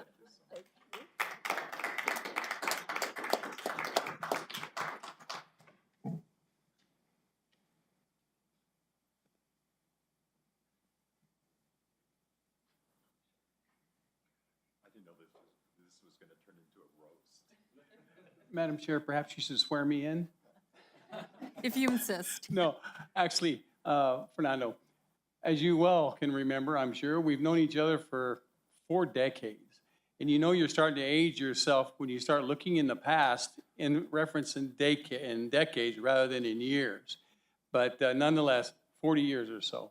And I have always found you to be very articulate, much better looking than I, of course, and better dressed. But nonetheless, your contribution to Doña Ana County, I've always appreciated. It's important to care, and I think you care. Thank you, and thank you for everything you do for us at CRUA.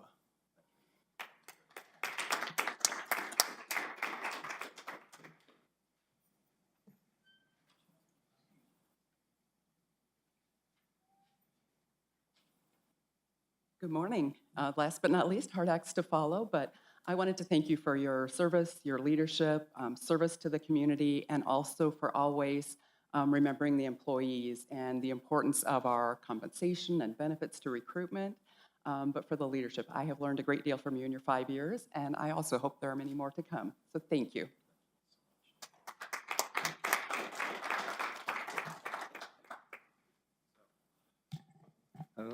Chair or any other commissioners, if you want to add? Mr. Macias, I was fortunate enough to be at the New Mexico Counties Association meetings last week and then throughout the last 2 years that I've been a commissioner. I swear you must have a twin. This man answers the phone at 6 in the morning, at 8:30 at night, calls me at 10. I don't know when you have a chance to sleep. I don't think I've ever worked with a harder working person aside from my dad. And I'm so glad that you're here with us, and I hope you continue to be with us. And thank you from the bottom of my heart.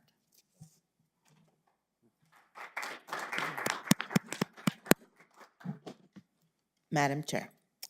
So when I met Fernando, I met him when he was a judge, and I was very, very scared of him back then, when I was younger, and I was very intimidated.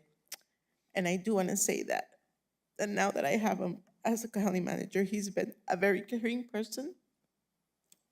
He always assisted me in everything in my disabilities, going beyond. And I really thank you, Fernando. You're very professional. You're always looking after us to see what the needs we have, here for the county. And I really want to thank you. And I hope we can keep on working together. And thank you for that team effort that you instill in us. Thank you. Thank you, Commissioner Murillo. Any other comments from the commission? Mr. Macias, 24 days as a commissioner. I have never met you in the courtroom, and I promise never to call you at 6 a.m. That is my guarantee, but thank you for everything, and I look forward to working with you. Thank you. And Mr. Macias, I know when I look back in 2019, I know after when I was appointed in the position, I think you called almost immediately and said, okay, when are we going to schedule your well, even just the oath, it was immediate. And I'm like, hey, let's get us in. And so you got us organized, got us set up where we had Judge Beyer do the initial swearing in. But I appreciated from the start of that day, your attentiveness, your willingness to listen and try to understand and address the needs that we've had, especially even if with someone new trying to come in and help answer questions and educate and so on. So, and through almost the 4 years that I've been on the BOCC, I want to say thank you. Thank you for your service to the commission and to the residents of Doña Ana County. So congratulations on your 5 years of your second tenure, sir.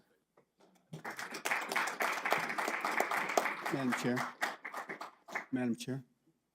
Yes, I'd like to. Commissioner Reynolds? Mr. Macias, yes, we've been together now for 4 years, I think. And I'm really glad you're older than me, by the way. So I know I look much older, but, anyway, I think in that time, I have learned a lot from you. And I think your leadership in this county has benefited a lot of the community. And thank you for the 5 years you've been here. Thank you. Mr. Macias, do you have anything to say? Let's get going with the rest of the meeting, Thank you. please. Okay.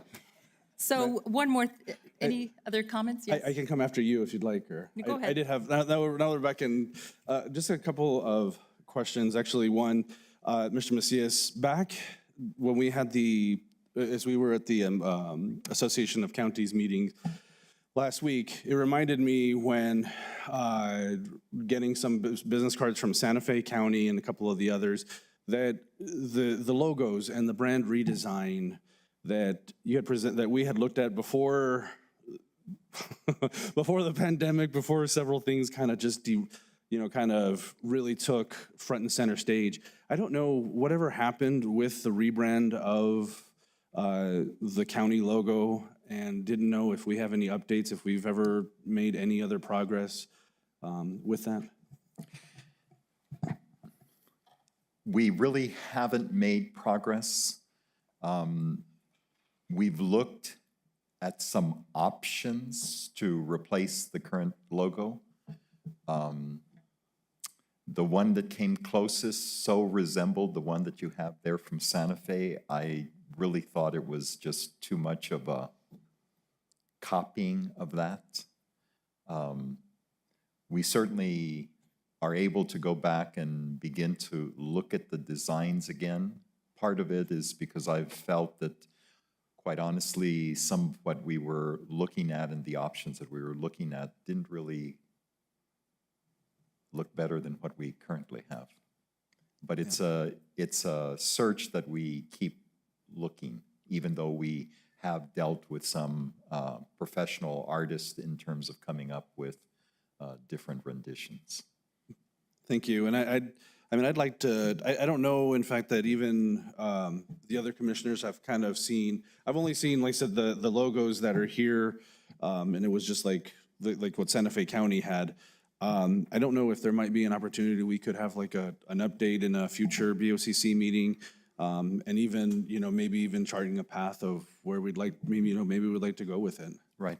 And certainly I can provide to the commission relatively quickly the logo from all 33 counties so that you can look at. And you'll see that almost all of them carry the very traditional appearances that are related to their geographic or historical areas. So Santa Fe is the one that I know that did go forward to change their logo. What I saw was something exceedingly close to it, and I didn't feel that that was the option to deal with, where they could keep claiming that we had just copied what they had. Okay. No, But yes, I'd love for those to- certainly, and especially because it always is a little bit controversial to what do you switch to, and the acceptance that it has in the community. It seems like a lot of effort that I didn't follow up on. Yeah. Well, and like I said, I think if we can have that presentation, have a Certainly. discussion, and we can chart out kind of what we'd like to do as a BOCC with it, I think it would, at least, if it's something that, well, like I said, if we can have that discussion as a BOCC. Some of what was a little bit discouraging is that we have this everywhere. We have it even embedded in our rotunda. And I remember Commissioner Ellens, because I was showing him, and he goes, well, why are we doing this? Are you going to change everything? We're going to have to replace everything? What is it going to cost? Do you really have something much better? So I think my attention waned from wanting to, to look at a change in our logo, our symbol.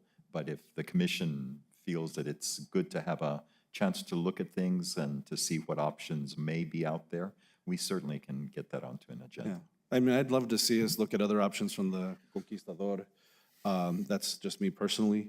But, the other part is, I think the county, I think I would love for us to look at a rebranding from the fact that I think where this county has been over the last few years and where we're going, is just, I think we're primed. I mean, we're already making big gains. And I think it's just part of us coming out and saying, recognizing that this is the second biggest county in the state.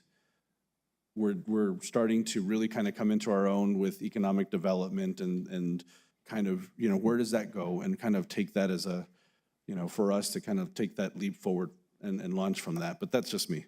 And Madam Chair, I can tell you that we even looked at taking the Conquistador out just completely and just having that symbol. It has the mountains, and there's so much of that already. It seemed that we were not finding something unique. I even asked and brought some cards in to show some of the more kind of corporate logos that are a little bit more modern and aggressive in their representations. But it was, we played around with if we could have DAC, Doña Ana County, in some kind of configuration. We did look at a good number of options, but I don't know that we found one that I thought was worth kind of bringing to the forefront, but we can continue to look at the issue. Thank you. I'd appreciate that. And I'd like to go ahead and announce that there were 10 counties recognized for audit accountability. New Mexico Counties and State Auditor's Office selected Doña Ana County, San Juan, Sandoval, Lee, Lincoln, McKinley, Roosevelt, Guadalupe, and Quay counties as recipients for the annual audit and accountability awards. And this year, at the association meeting, we were awarded with a good audit presentation, and this reflects the county Strong's Finance Department, elected officials, and management. And so we received this for the FYI 2021 Audit and Accountability Awards. So County Manager Macias, thank you to you and your staff, and thank you, commissioners, for this wonderful award that we were presented. So I'm going to leave it in your good hands, Mr. Macias. Anything else from the commissioners? Commissioner Reynolds, Commissioner Shaljo? Just to echo on what Commissioner Sanchez says, I think that universal branding across the board for the county would really be beneficial, having templates, then universal branding for PowerPoints, for letterheads, because I do get confused when I see different PowerPoints coming up every meeting of where they're coming from, and it would help really set apart the work of the county versus the work of any other NGO or other organization. So Commissioner Sanchez, I really think that would be a really cool project to bring forth. Thank you. Thank you. Anything else, Commissioners? Commissioner Reynolds? Thank you, Madam Chair. I agree with Commissioner Sanchez and Commissioner Hernandez that, and I'd like to probably add that to one of our planning meetings. Okay, one of our public planning meetings as one of the items. I also, something I remember when you, Madam Chair, I think almost a year ago today, we talked about bilingual ordinance. And I remember as part of that discussion, I think we requested that all the signs be bilingual in the county. Do you have any status on that? Because I certainly don't. And is that still something we want or not? Commissioner Reynolds, it's something I would like, and in fact, I visited a senator in Santa Fe who actually has the Pledge of Allegiance in Spanish, but we can discuss that further, you and I. Thank you, Madam Chair. I think, yeah, we're gonna, I thought we already requested it, so taking a year to do it, I'd like to see it that expedited a little bit, if you don't mind. So thank you. Thank you. Anything else, Commissioners? All right, we'll move forward to the minutes. We'll move on to the agenda item. Number 1, are there any changes to the minutes, Commissioners? May I have a motion and a second to approve the minutes? Motion to approve. Second. There is a motion by Commissioner Shaljo Hernandez to approve the minutes, a second by Commissioner Sanchez. May I please have a roll call vote?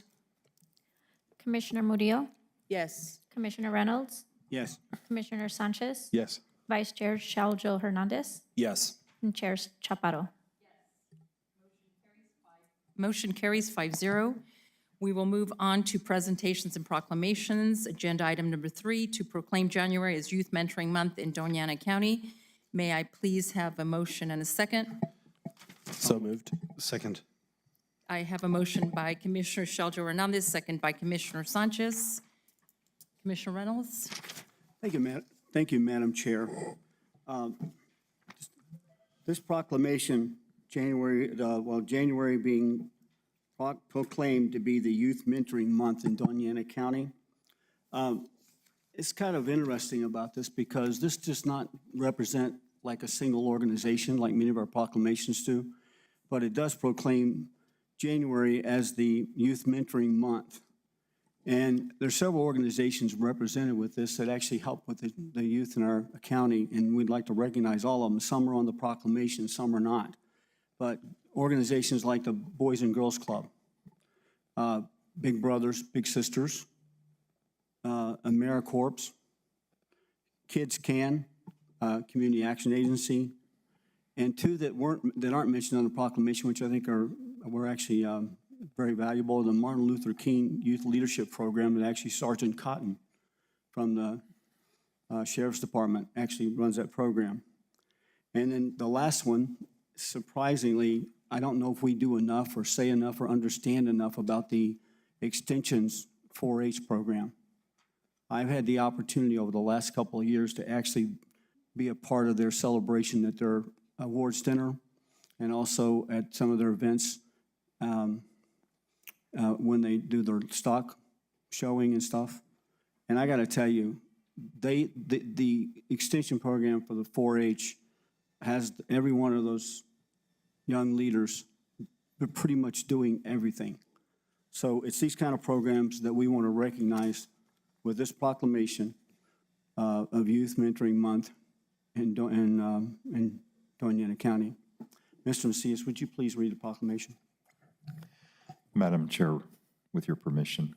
Whereas this month marks the 21st anniversary of National Mentoring Month, an annual campaign to focus attention on the many benefits to youth, the continuous need for mentors, and how each of us can help throughout our community by volunteering to mentor and to help ensure positive outcomes for young people.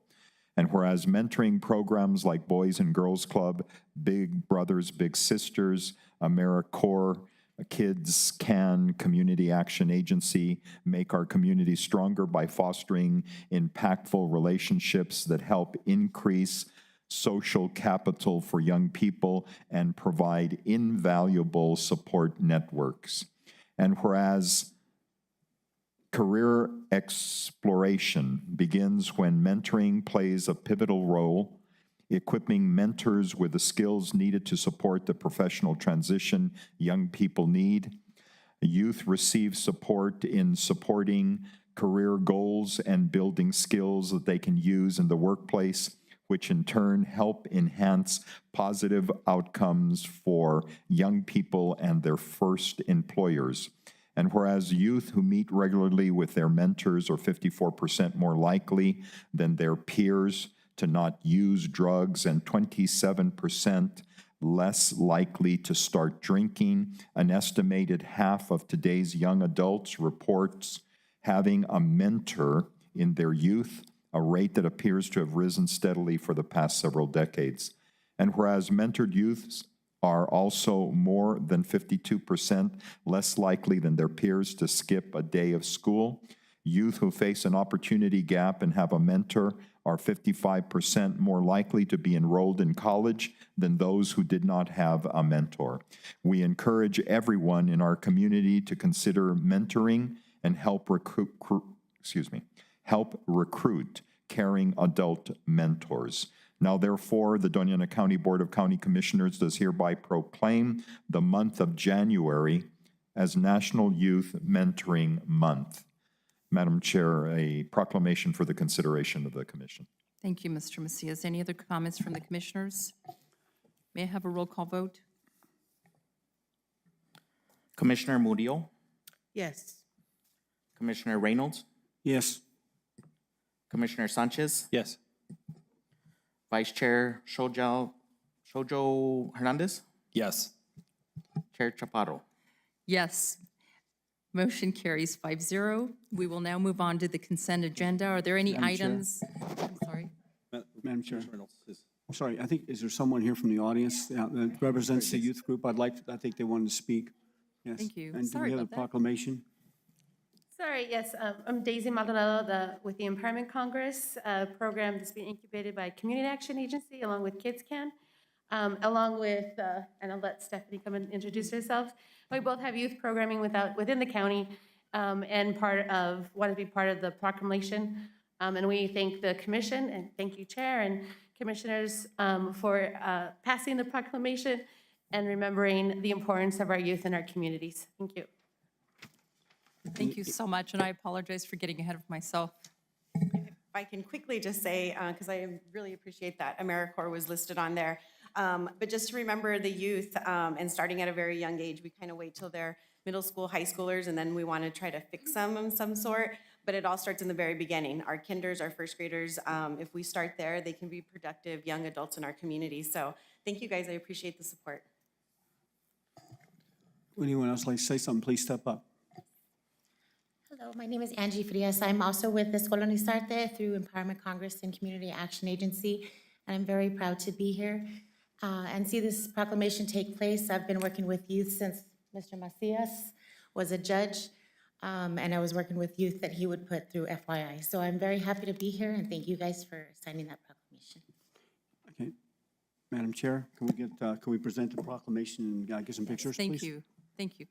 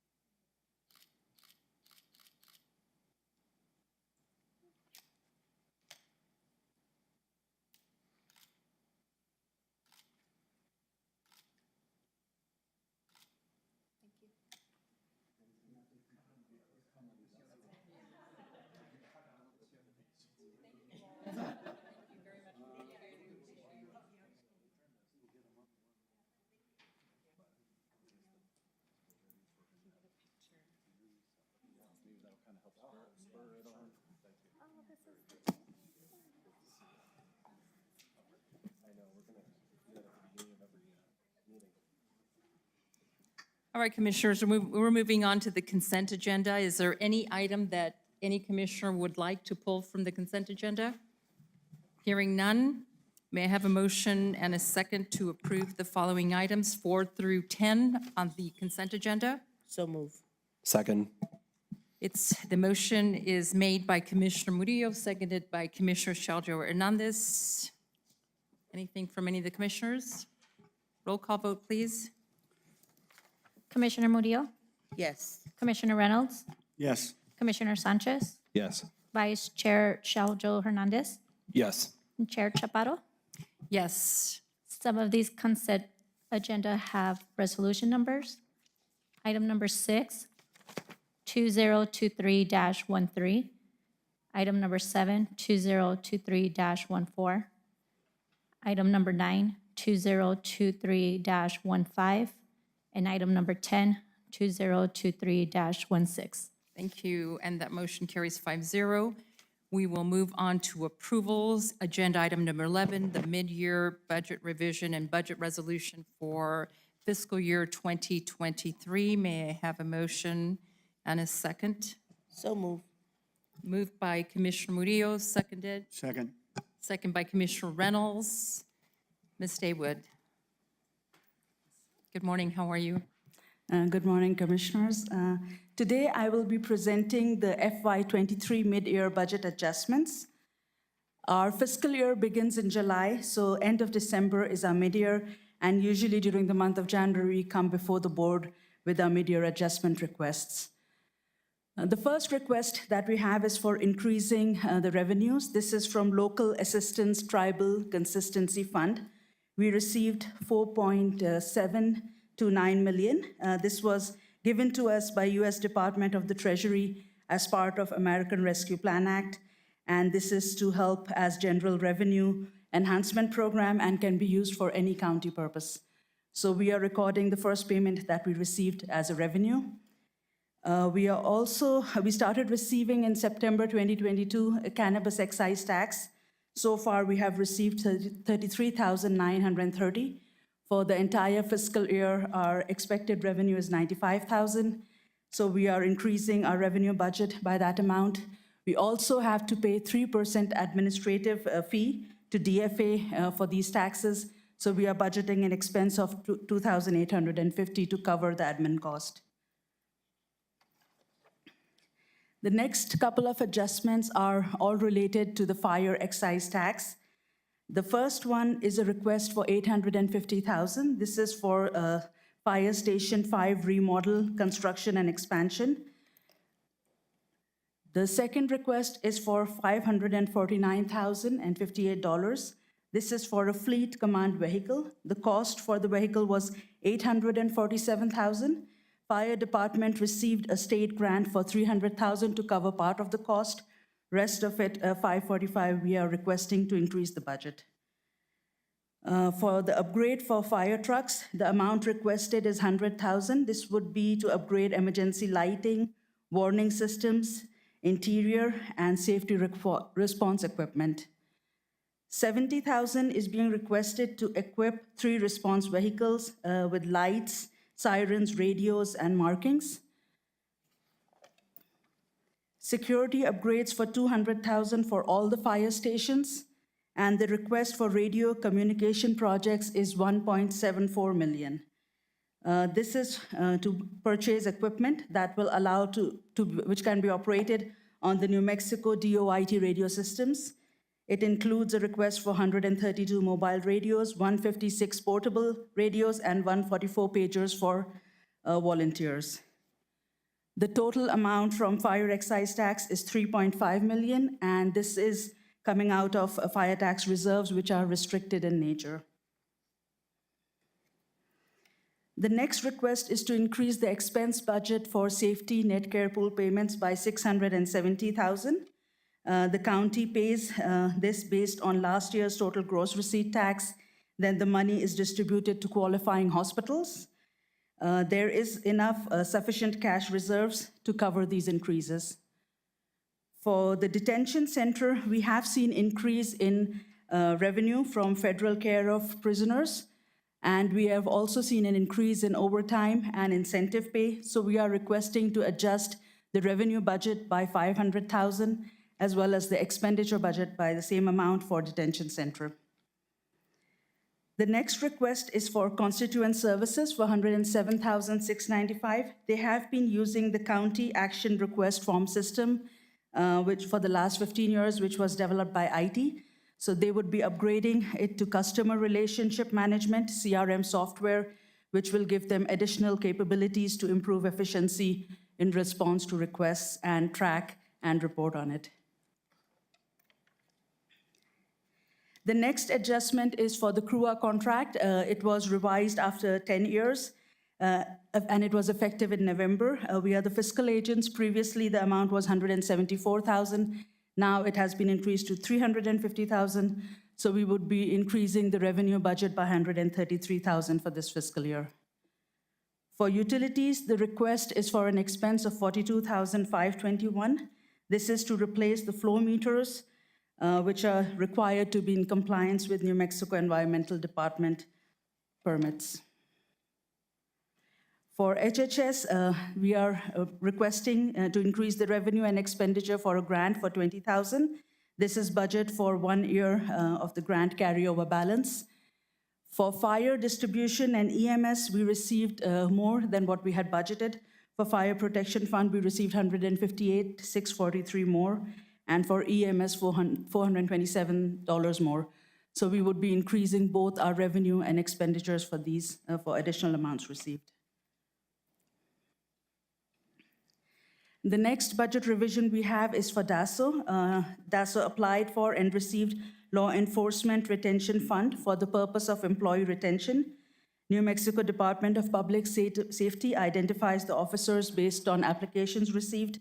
The amount is $52,336. So we are increasing both the revenue and expenditure. The JAG grant for $12,648. This is to budget the remaining balance on the grant. And the last request that we have is for $546,989 for salary increase for unrepresentative positions in order to meet the 50th percentile of market. So this would be the impact for the remaining fiscal year. For next fiscal year, based on current staffing level, the impact is $1.25 million. If all the unfilled positions are also considered, the impact would be $1.5 million.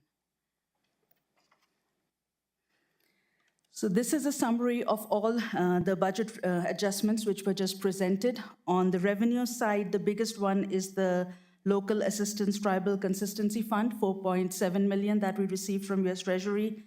Our total revenues are being increased by $5.7 million. On the expenditure side, fire excise reserve are at $3.5 million. These are reserves which are restricted in nature. Our total expenditure budget would increase by $5.62 million. The ERP system, Enterprise Resource System, is not part of this presentation, but we have increased our local assistance fund revenues by $4.7 million. So $3.8 million would be towards the ERP system. That's the upcoming presentation after this. We have also not adjusted our gross revenue taxes at this time. They have been coming in higher than budgeted. So we would be looking at the final year budget revision, and we'll bring it to the actuals. Please let me know if you have any questions. Thank you. Commissioners, any questions, any comments? Commissioner Reynolds? No, I'm going to always ask a question. Could you go back to slide 8, please? I think it's the next one down. You're on 6. Oh, the other way. One more. There you go. Okay, the request for county-wide salary increase on unrepresented positions for 5.25. I thought we approved this back in June. Didn't we approve a budget to increase everyone's salary for the ones that are unrepresented by the union by 5% back in June? Good morning, Madam Chair, Commissioner Reynolds. There was an increase approved as part of your annual budget. The direction from the board has been to bring all employees to the 50th percentile of market. And the increase in June did not bring this group of unrepresented employees up to the 50th percentile of market. And so that's the reason for this request. Okay, now, thank you, Ms. Weir. So we did, so my memory, I'm not losing my memory because I'm getting almost as old as Fernando. Okay. Sorry. So we did approve a 5% increase for all unrepresented, ununion represented people in the county back in June. Correct. It Okay, took effect in and that July. was actually at that time given to everyone at that time? Yes, sir. Okay, no one was excluded? The unrepresented employees all received 5%. Some of them who were at the maximum of their salaries received it in a lump sum rather than added on to base pay.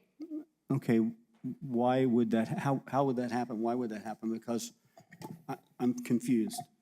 Why would they not get the same rate? Couldn't we adjust?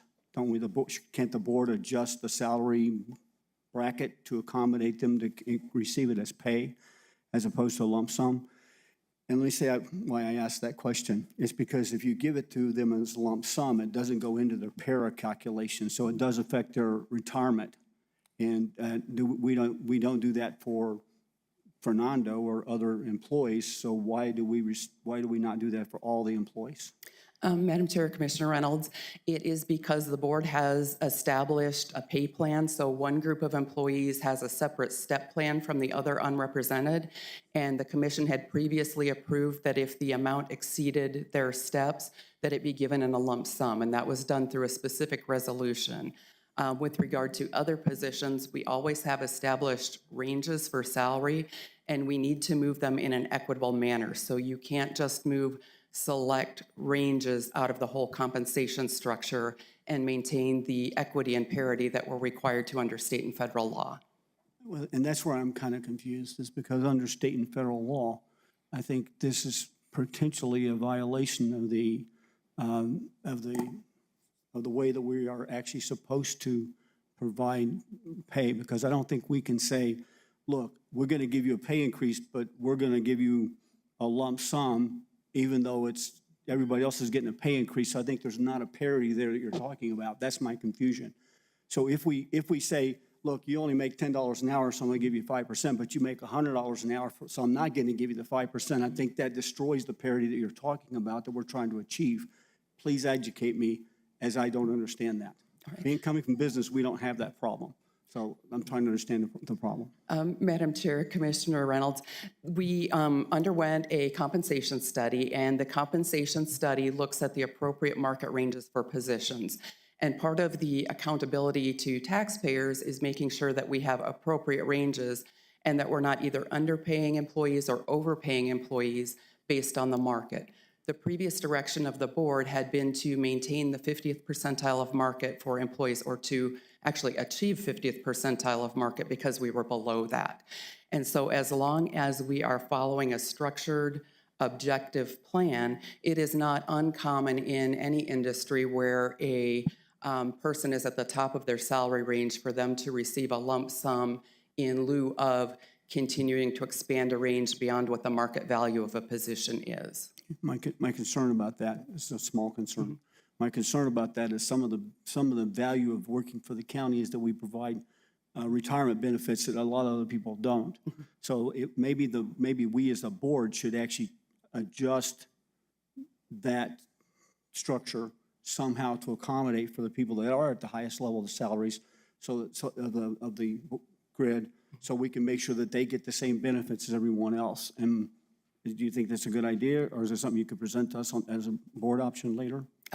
Madam Chair, Commissioner Reynolds, I think it would require a larger presentation in more detail, because there are some complications with that. No doubt about that, but I'd love to see if we can't make sure that we're being fair and equitable to everyone equally in the county. And so I'd like to see some discussion, some presentation, some recommendations from you and Mr. Macias on what we should do in order to, what I believe is to provide equal benefits to everyone across the board. Okay. Thank you. Thank you, Commissioner Madam Reynolds. Chair, if I can. Vice Chair So Shelton. with the pay bands, and pardon if I don't understand, are we doing an increase to the pay band structure to accommodate for the 5.25% increase to increase the pay band? Commissioner Sheldo, that is correct. The pay bands are also inequitable for this group of employees.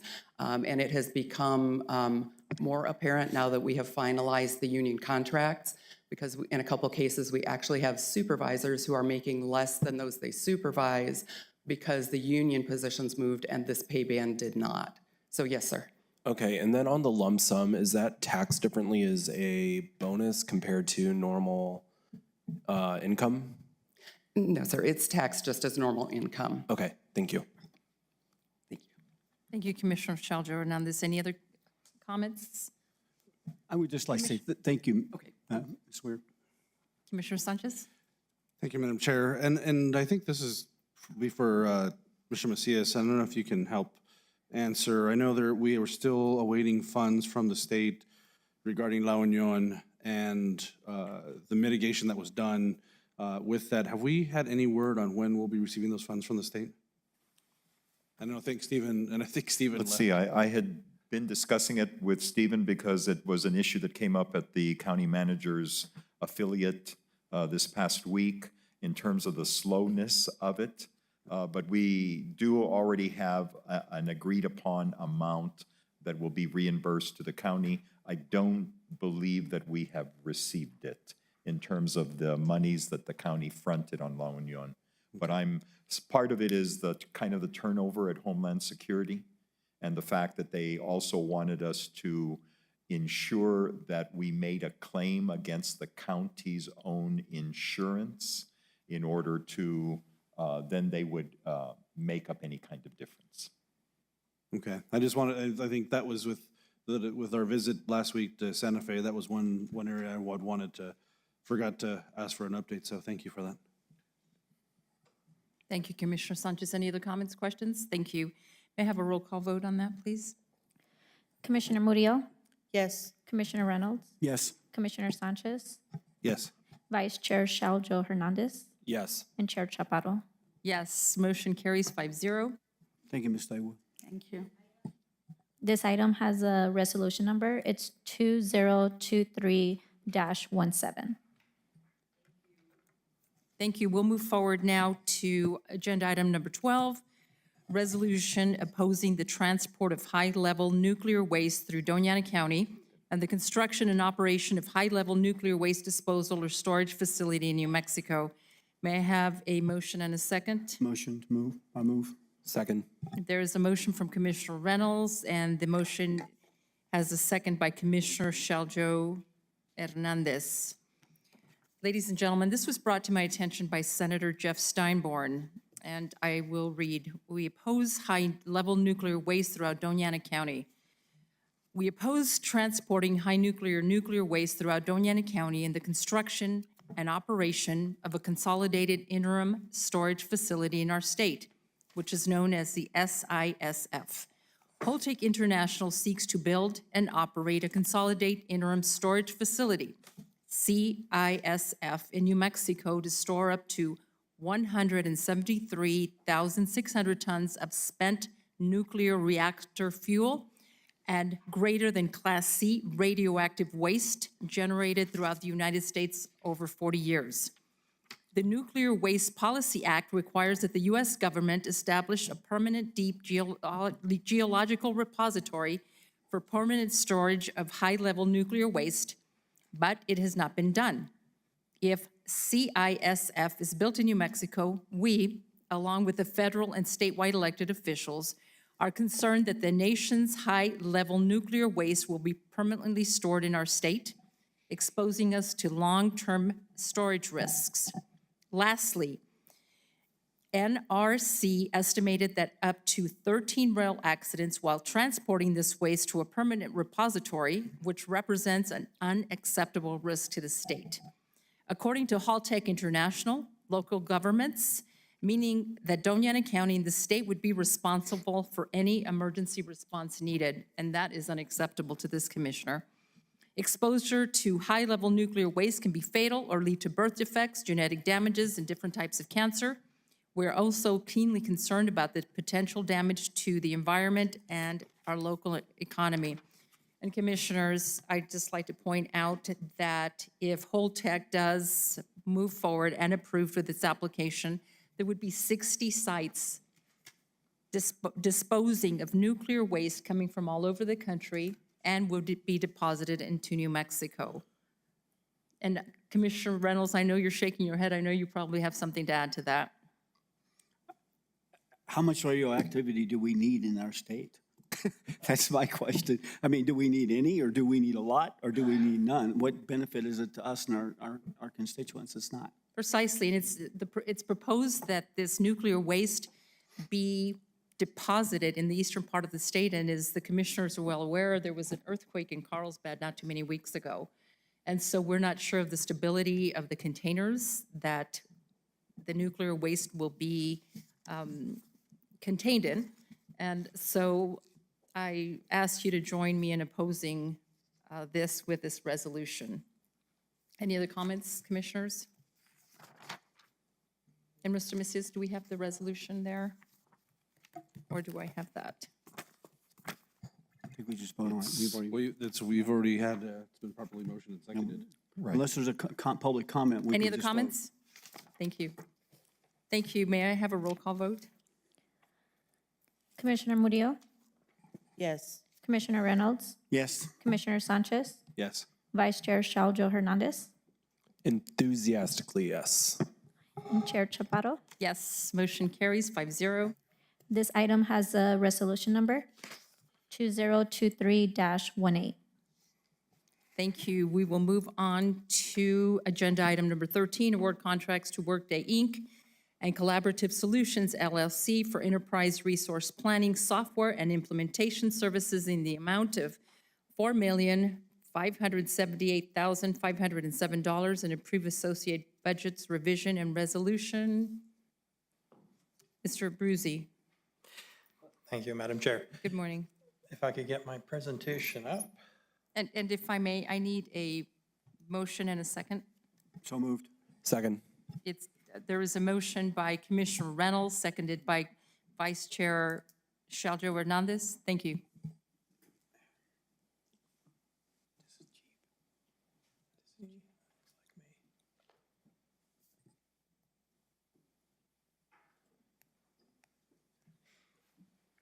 Madam Chair, Commissioners, my name is Jeff Abruzzi. I am the IT Applications and Programming Manager in the IT department.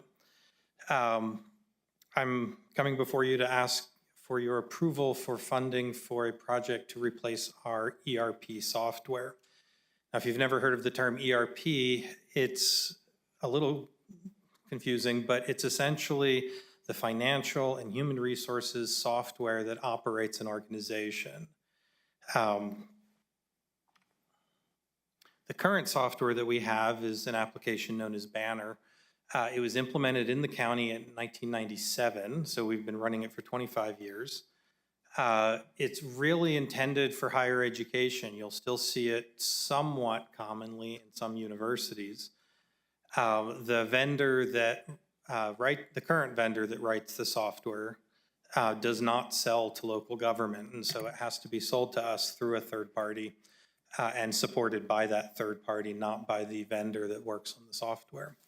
It is essentially what I would call a legacy system, meaning they keep it running, they keep it operational for the existing customers, but they're not out there adding features, selling it to new customers. And the vendor that currently writes the software, Ellucian, has another product, which is their primary product.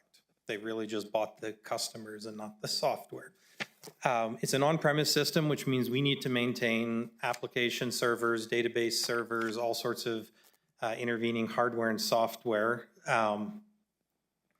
And all of the maintenance, all of the upgrades, all of the testing, all of the implementation of new features falls on us, IT primarily, with the assistance of HR or finance, depending on what the feature or project is. Currently, we pay approximately $180,000 for Banner and the basic stuff to make Banner work. However, Banner's capabilities are very limited, so we've had to purchase approximately 13 other software packages to fill in the gaps in the existing application. Those software packages total approximately $165,000.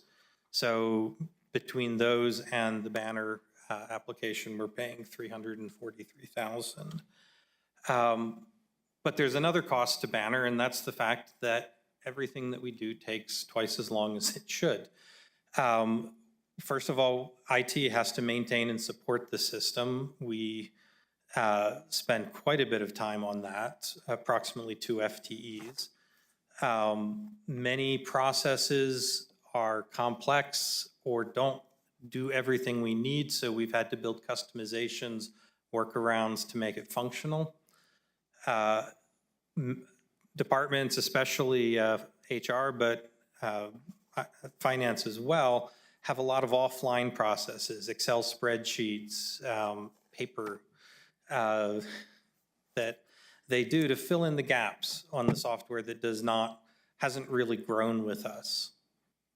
And it also has a problem where it does not have a lot of guardrails. It's very possible, and in fact, not uncommon for a process to be run in the wrong order, which requires a massive amount of, data restoration to get things back in process. The most recent one happened at the end of the calendar year when they were running billing, and we had to fix all of those billing problems.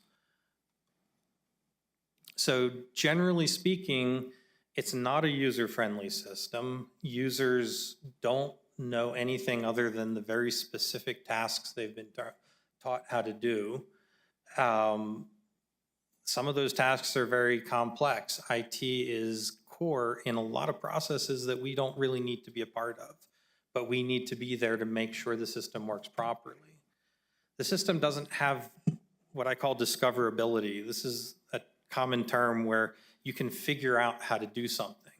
If you know how to do it, great, but if you don't know how to do it, can you figure out how to do it within the system? And that's nearly impossible in Banner. And then there's numerous unresolved issues that have been going on for a number of years, and I won't go into the details on them, but we've opened tickets and they're outstanding, and 3 years later, things still lock up when someone stops entering a requisition during the vendor entry phase. That's just one small example. So specific IT issues, we need to support all of the underlying hardware on this system and software, Oracle databases. These are very specific technologies that it's actually quite difficult to hire people that are knowledgeable in that. We have one person on staff that can deal with a lot of that stuff, and he's sort of one of those, don't get hit by a bus kind of people. The updates are very time consuming. The last major update we did took over a month. And a lot of that is because the system has been, previous employees in the county have customized the system because it didn't serve our needs. And so we need to move those customizations from version to version and test them. It has periodic outages.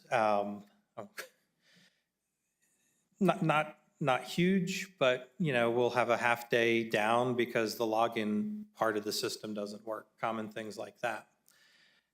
Like I said, known issues have been open for years with no resolutions. And there are limited checks to ensure that processes are run correctly. And that's what I mentioned before about if you run step 2 before you run step 1, the data becomes all squandered and we have to restore from backups.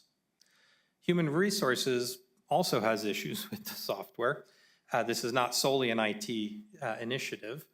In 2019, HR received an audit recommendation that they needed to implement a new HRIS system because Banner was not providing what they need. It has no recruiting or onboarding capabilities. It's really focused on just the ability to pay someone payroll and take their deductions. Beyond that, it does not manage employees. Reporting is very, very limited, and pretty much any report is something that IT has to build for them. So as a result, HR has a lot of external systems, a lot of spreadsheets. So when they're having to report on data that's not in Banner, there's no single centralized way to build those reports. And as I said, many processes are more time consuming than they should be. The example I always use is our ACA process probably consumes about 150 hours over about a month and a half of effort. Finance, there's several key modules within Banner that are incompatible with our processes. Banner theoretically can do project budgeting and grant budgeting, but the way it works is not compatible with the way we work. Another example is fixed asset accounting. The payroll process is very long and complex and fraught with potential issues. Financial reporting is limited, and many of the reports don't work with our existing financial structure. And it gives no visualizations, projections, or trend analysis. So in 2020, we started a process. This has been ongoing for some time. We formed a committee for finance staff, for HR staff, 2 IT, and 2 treasurer. We decided that we needed help determining what we needed. So we contracted with a vendor, Barry Dunn, to walk us through the process and help us in all these areas to determine what our needs are. You know, we've been working with a 25-year-old ERP system. We don't know what else is out there. And so a third-party vendor could really help us with that. So I'd like to ask David Ledbetter from Barry Dunn to talk really briefly about the process that he took us through.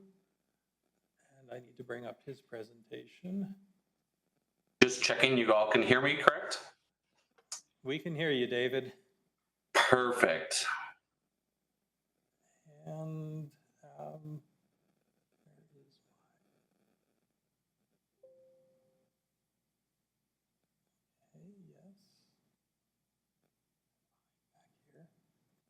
in IT, but sometimes technology frustrates me. Do we need to call? All right. Well, my name is David Ledbetter with the county's consulting partner, Barry Dunn. I've been working on this project since it started in 2020. I've got about 10 slides to take you through. On the next slide, I have the agenda. Jeff, you'll go there. Basically, we'll talk to you about our project approach, our process improvement report results, and then kind of what we went through to get to this point today. So go ahead and looking at the next slide on our project approach. We took a 4-phase approach towards this project, where phase 1 is just our overall project management meetings, where we would meet with the county's project management team on a bi-weekly basis and increase that frequency often. And really, during the second phase of the project, it's all about working with the current state, which was Banner, and identifying gaps, tools, technology used that were included in Banner, not included in Banner, just what did it take to get the county through their day-to-day operations. This became an input into what we did next with our functional and technical requirements, where we built functional and technical requirements that were critical and then desired for pie-in-the-sky type features, as well as just critical functionality for what they see in the future state to put as part of an RFP, created that RFP package, facilitated demonstrations, and then getting us to this point we are at contract negotiation. If we can go to the next slide, it'll be quick, just to give you guys an idea of the functional areas. Jeff kind of explained ERP in the first part of his. These are just some of the functional areas that we were in scope for this project. In terms of the next slide with the assessment results, I'm not going to echo anything more than what Jeff said, but just obviously where we captured a number of the items in Banner in terms of really where the gaps were. Let's go ahead and tab 2 slides ahead to slide 7. These were on the next 2 slides, the different areas that we assessed as primary challenges. There was a number of challenges in each functional area that we named, but these were over-encompassing challenges, and Jeff mentioned all those by area. So these are just for you guys if you want to go ahead and look at these after the presentation. Let's go ahead and go to slide 9, Jeff. In terms of the system selection process, the joint requirements planning, as I mentioned, was all the way back in January of last year to put those together. This came apart and posted the RFP in March of 2022, and it closed May 9th. There was an extension given there. We've just seen that with the nature of the marketplace these days, with the market being pretty active, just taking a while for vendors to get proposals in. Let's go ahead and go to slide 10. So we received 3 proposals: Collaborative Solutions, On Actuate Consulting, and Tyler Technologies. Moving on from there in slide 11, we facilitated vendor demonstrations with our top 2 vendors, Collaborative and Tyler. The county completed reference checks during November and December. Really, the idea of those reference checks were to learn from lessons learned, not only during the contract negotiation process, but primarily during the implementation, and how we could really set the county up for success with an implementation of this nature. We put out a BAFO, best and final offer, at the end of December. Collaborative Solutions returned that best and final offer, and the county identified them as their preferred vendor on December 16th of last year. And from then have been in talks about getting items in scope and really working on that contract. So from the Barry Dunn perspective, we are a consulting firm that works only with local governments. It takes a lot of folks through a process very similar to what we did here. I was asked to keep this to 3 or 4 minutes, so I took about 9 to 12 months worth of work and put it into about 4 minutes. So I'm happy to answer any questions about the work we were able to get to this point. All right, thank you, David. And I will just continue really briefly. If I can find my...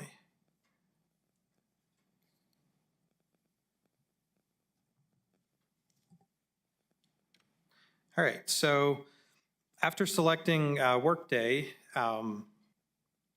one of the questions we had was their work in government, and they provided this slide. They've had quite a few government clients, so we're not going to be an outlier. They do have some clients in New Mexico as well. A breakdown of the costs on this project: 3.9 million is the implementation, and that's the collaborative contract. That's an 18-month contract, approximately 19,500 hours of Collaborative's time assisting us in making the migration.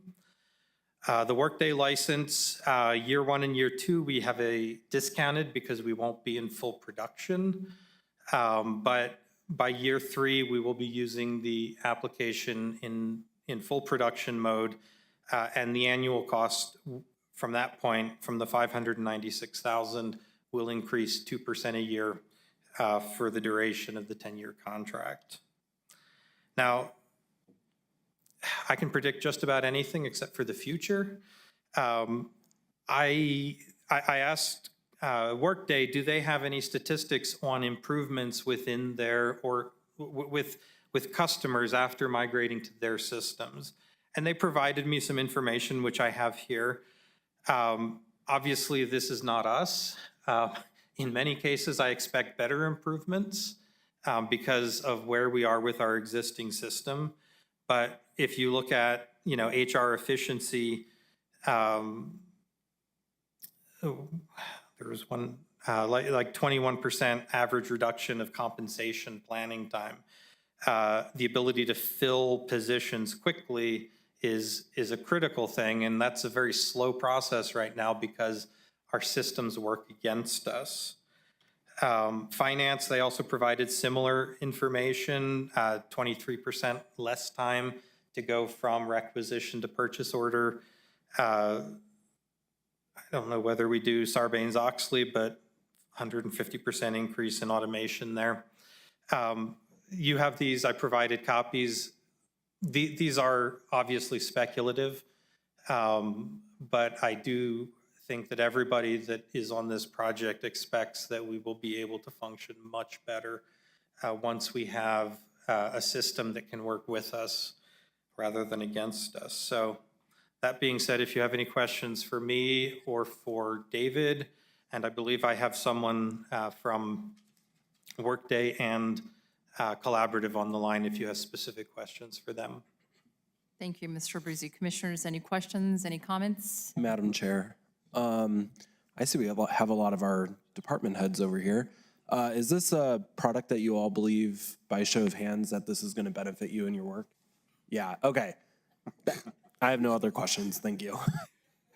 Thank you, Vice Chair Shelter Hernandez. Commissioner Reynolds? Yeah, Madam Chair, if I would, in my real career, my job, I've installed this application from SAS on Oracle databases and Sybase databases over a number of years. And SAS is probably it's a premier application for ERP. And frankly, at the price we're paying for it, it's based on the size, number of departments, the uses. So I think the price that we're getting this for and using the ARP money is really a good value for us. So I think we should move quickly on this. As I'm sure you are probably aware already, and most of the IT guys in here, the installation is a minor portion of what has to be done with the software. It's the customization that takes a year and a half. We can have the application installed and up and running in less than probably a week. But it's the customization in order to make it form what specifically are the requirements of the department that takes so long and why we have to partner with Collaborative. So I'm totally in favor of this. Thank you. Any other comments, questions? Madam Chair? Commissioner Sanchez? I had a question. Now, the 2% escalation that we were looking at, I think from year 5 onwards. From year 3 onwards. Oh, year 3 onward, okay. Will that also allow us to be able to get enhancements, updates of the software as we continue on with this contract? Because I think one of the concerns is, and I think, you know, we talk about Banner, we've had that for 25 years. If we're intending to do, I mean, this to me is a significant investment in the county, and it's absolutely worth it, because I think we saw 2 weeks ago, we had with community development, changing their software. This is another thing where not only are we looking at making something more effective, but it's going to be long-term. So I'm just curious and understanding, as we move through the long-term, how does this grow with us? Well, let me answer a couple pieces there. First of all, the 2%, this software is sold to us as software as a service. It will be installed on cloud servers maintained by that vendor. The 2% is simply an incremental cost. Most licensed software has between 2 and 5% annual cost increases. So that's normal. It doesn't get us anything new. However, the way this works is the software gets upgraded, new features added to the packages that we subscribe to. So at the beginning, once we went into contract negotiations with Workday, we looked over the list of packages and said, well, that's going to be useful to us. That might not be. So if we decide down the road that one of those pieces that we didn't opt for is useful, that would be an extra procurement and installation, well, and implementation costs. However, if the core software is improved over the years, we will get that immediately, because I don't know, Tasha, what is the update frequency for Workday? Twice a year. So we will get the new software twice a year, and we will always be on the most current version. Okay. And is that just the every 6 months or twice a year? Is that a general update that most people get, or are there opportunities to do it maybe like, say, a quarterly basis? It's an every, all of their customers get the update at the same time. So everybody is always on the most recent version. Okay. This is just my general comment.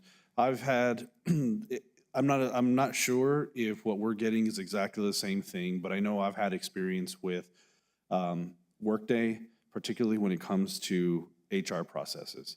And if it's anything like, if we're getting anything like what I've had experience with, I'm excited. So am I. Because the best thing about it and what I've seen is that it makes the ability at least my experience in the module that I've worked with Workday, has made the ability to provide feedback and honest feedback. And it's not just on the same level. It allows for a 360-degree view of an employee to be able to grow.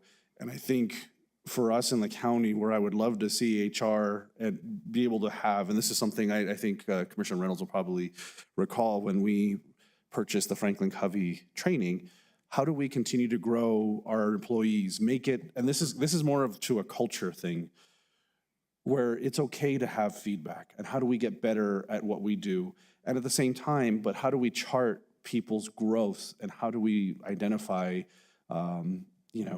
succession plans and so on? So I think the key part is gonna be, as we move on with such a huge change, is gonna make sure we have buy-in. And I think having all these department heads and folks here is a good piece of it. But I think that's gonna be the key part, is buy-in, making sure that as we move and transition, that we as an organization buy into it and are embracing it. But I appreciate all the work that's been done by the staff with Barry Dunn.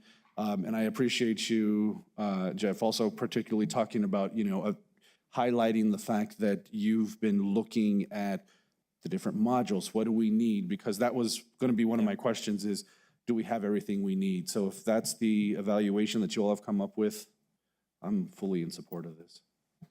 Thank you, Madam Chair. Thank you, Commissioner Sanchez. Any other comments, questions? Madam Chair, something that I think might be beneficial is if we can get maybe a quarterly update, if this does pass, to let us know where we're at in the implementation process, if there's going to be any hangups, what those hangups are. So if we can do quarterly updates to the board to let us know where we are on the implementation process, I think that would be really beneficial, especially if there's anything that comes up where there's maybe a product or a service that wasn't initially looked at that maybe needs to be brought forth. I think that would be really helpful. Thank you. Absolutely, and I would be my pleasure to provide that. Thank you. Any other questions, comments? Madam Chair, just so that there's no confusion, the source of payment for this is not ARPA funds so much as the local assistance and tribal consistency fund money that you just budgeted in an earlier item. That was $4.7 million that initially, was not included into the budget because we were not aware that this source of funding was going to be coming into the county. So really that has allowed us to be able to cover the majority of the cost of this implementation. And I do want to know that there was a security point that was placed in this proposal. Initially, it was a lower cost because we thought 12 months would be sufficient in terms of the implementation. But as a cautionary matter, we increased it to 18 months, which to me probably is a more reasonable goal. And that, of course, required an increase in the overall cost because of the continued support from outside consultants as we're implementing this matter. Thank you for the clarification, Mr. Macias, and I'm glad our department heads are smiling and nodding their approval. Any other comments? Thank you. May I have a roll call vote? Commissioner Murillo? Yes. Commissioner Reynolds? Absolutely. Commissioner Sanchez? Yes. Vice Chair Joe Hernandez? Yes. And Chair Chaparro? Yes. This item has a resolution number 2023-19. It passes unanimously. We will now move forward to agenda item number 14, resolution supporting state legislation to establish an economy-wide limitation on the emissions of greenhouse gases. May I have a motion and a second, please? So moved. Second. There is a motion by Commissioner Joe Hernandez, second by Commissioner Reynolds. Commissioner Reynolds. Madam Chair, I believe the second was Commissioner Sanchez. Everybody's He beat- beginning to sound he alike. beat me The to the draw. second was by Commissioner Sanchez. Thank you, Madam Chair. We actually, this is a resolution in order to support the legislators in Santa Fe on their passing of the greenhouse gas bill. And the green bill, I guess, is a green legislation. And we did pass this about 2 years ago. However, the support that we passed for the greenhouse gas bill then has been changed. It didn't pass at the state, so they had to modify it a little bit. And this is actually a resolution basically saying the same thing. We support the green amendment at the state. And so we have to pass it again. And I think we have, Ben, are you here? Ben Shelton? No, my name is Sammy Cow. I'm the climate energy advocate with CBNM. Ben is my supervisor. I thought I would be out of pocket at this time, but I am available to present on this today. Thanks, Sammy, for joining us. Please, would you explain this much better than I do? Thank you. Thank you, Commissioner Reynolds. Like I said, my name is Sammy Cow. I'm the climate energy advocate with Conservation Voters New Mexico.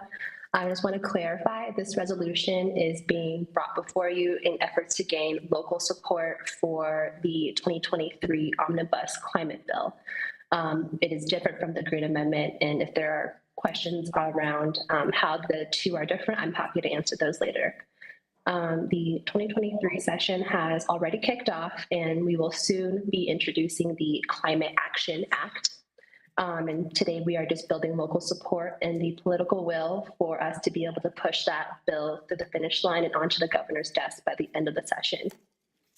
The Climate Action Act has a partner bill that is meant to run in tandem with the Climate Action Act in the legislature. So the Climate Action Act is setting climate regulatory targets. And then the partner bill, which is called the Economic Transition Act, is going to be providing provisions to support a just and equitable transition away from oil and gas. The Economic Transition Office and Fund that will be created by the Economic Transition Act is meant to support communities who are currently dependent on the oil and gas industries, particularly in the Southeast and Four Corners regions of our state. The office is meant to create and facilitate programs and distribute funds to support these families in the form of education or apprenticeship programs in the clean energy industry. We can also offer them income support / replacement, health insurance, and unemployment benefits. The Climate Action Act, on the other hand, is going to be codifying our state's climate goals. So we want to be at 50% of greenhouse gas emissions based on 2005 levels by 2030. Then we want to reduce by, we want to be at 75% reductions by 2040 and 90% by 2050. If you have the resolution in front of you, it outlines the work that has already been laid down by U.S. federal government and our own state government that has established the foundation for this climate legislation to be successful. So first, the Biden administration passed the Inflation Reduction Act, which includes historic investment in clean energy and just transition funds.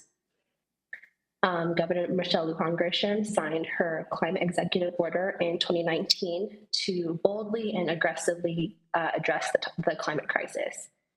And in support of and response to the climate executive order, the Energy Transition Act was passed in 2019, and the Community Solar Act was passed in 2021. We have since also adopted several rules at the Environmental Improvement Board to address methane pollution and adopt clean car standards. So at this point, with the very strong House and the Senate that we have at the legislature, it is time for us to pass industry sector-wide greenhouse gas emission targets. And the support of the Doña Ana County Commission is an integral step to making that legislative goal happen in the 2023 session. If you have any questions, I'm here.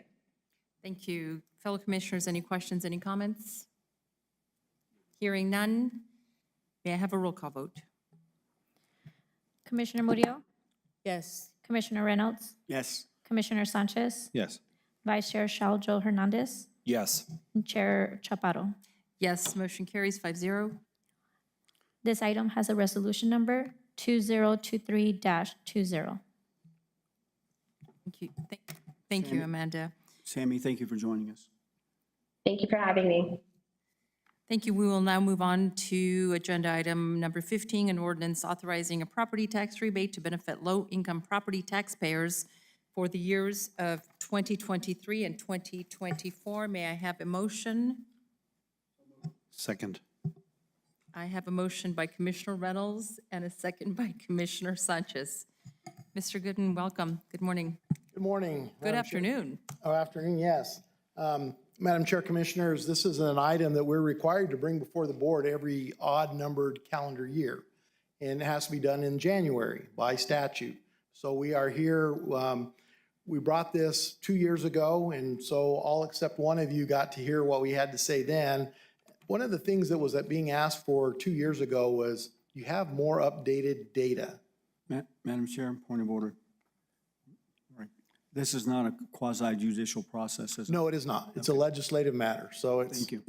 Okay, so we did work on getting some more updated data, which has been attached in the packet. One of the problems is, even with our updated data, because I put in there, well, first of all, what this ordinance would do is it takes property tax payers in the county that have an income under $22,000, and it gives them a rebate of their property tax up to a certain amount.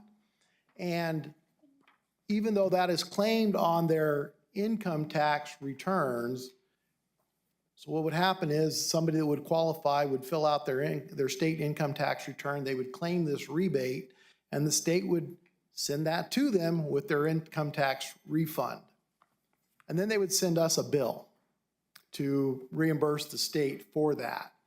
And so what this does is it looks at different levels of income, gives different percentages of property tax rebates up to a certain dollar amount, the maximum dollar amount being $350, depending upon the income levels. The difficulty in figuring out what this would cost to the county is correlating the number of property tax or the number of property owners in the county to those individuals that are low income. So I talked to Mr. Reyes, Ruben Reyes, with the assessor's office briefly beforehand, and he advises there's approximately 90,000 parcels of property in Doña Ana County.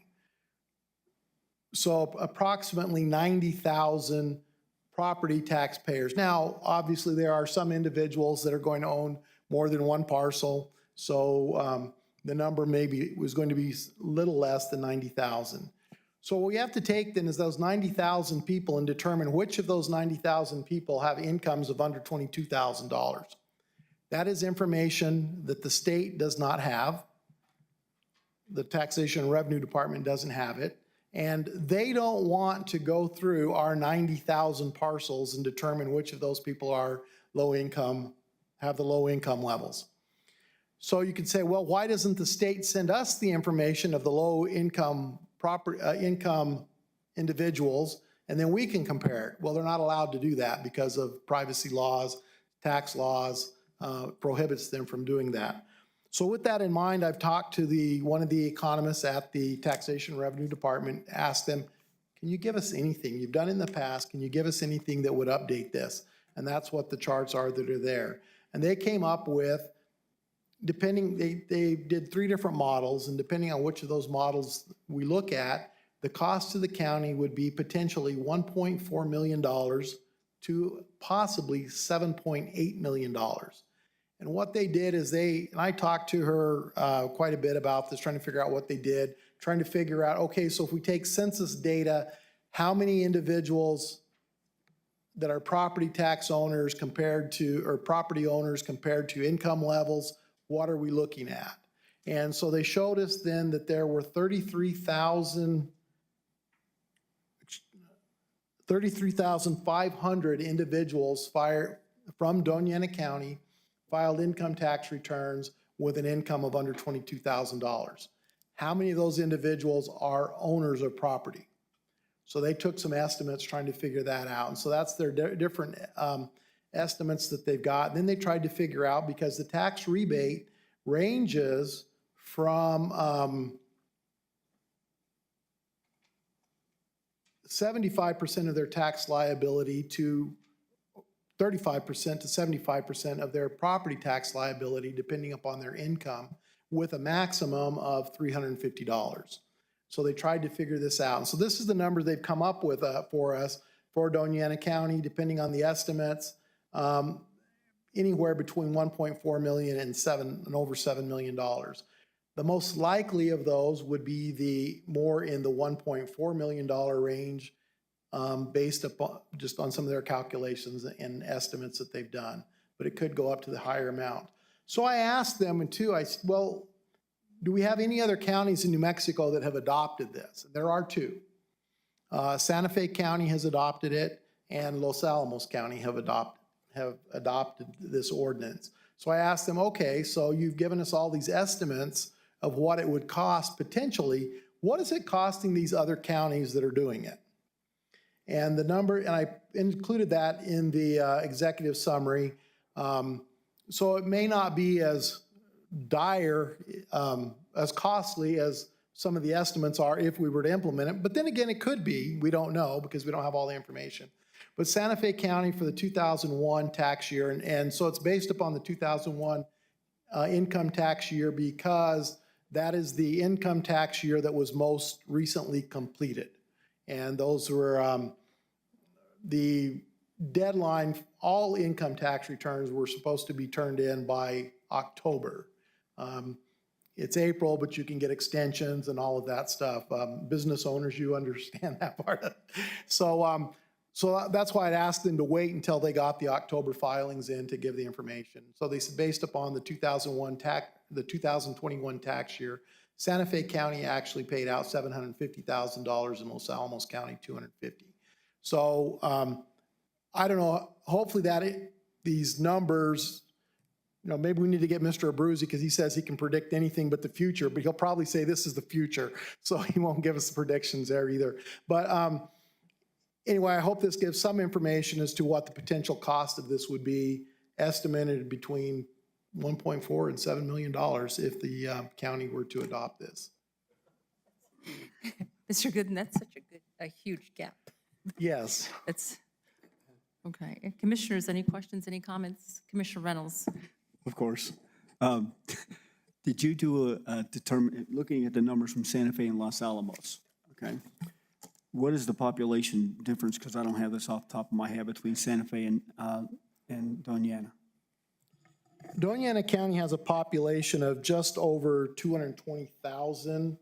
I can look real quick here. Yeah, I was thinking Santa Fe's like 125, 150. Larger, about 185. 185?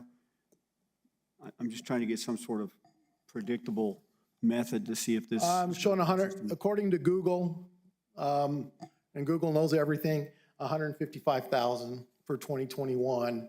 Okay, so if we do a ratio, we can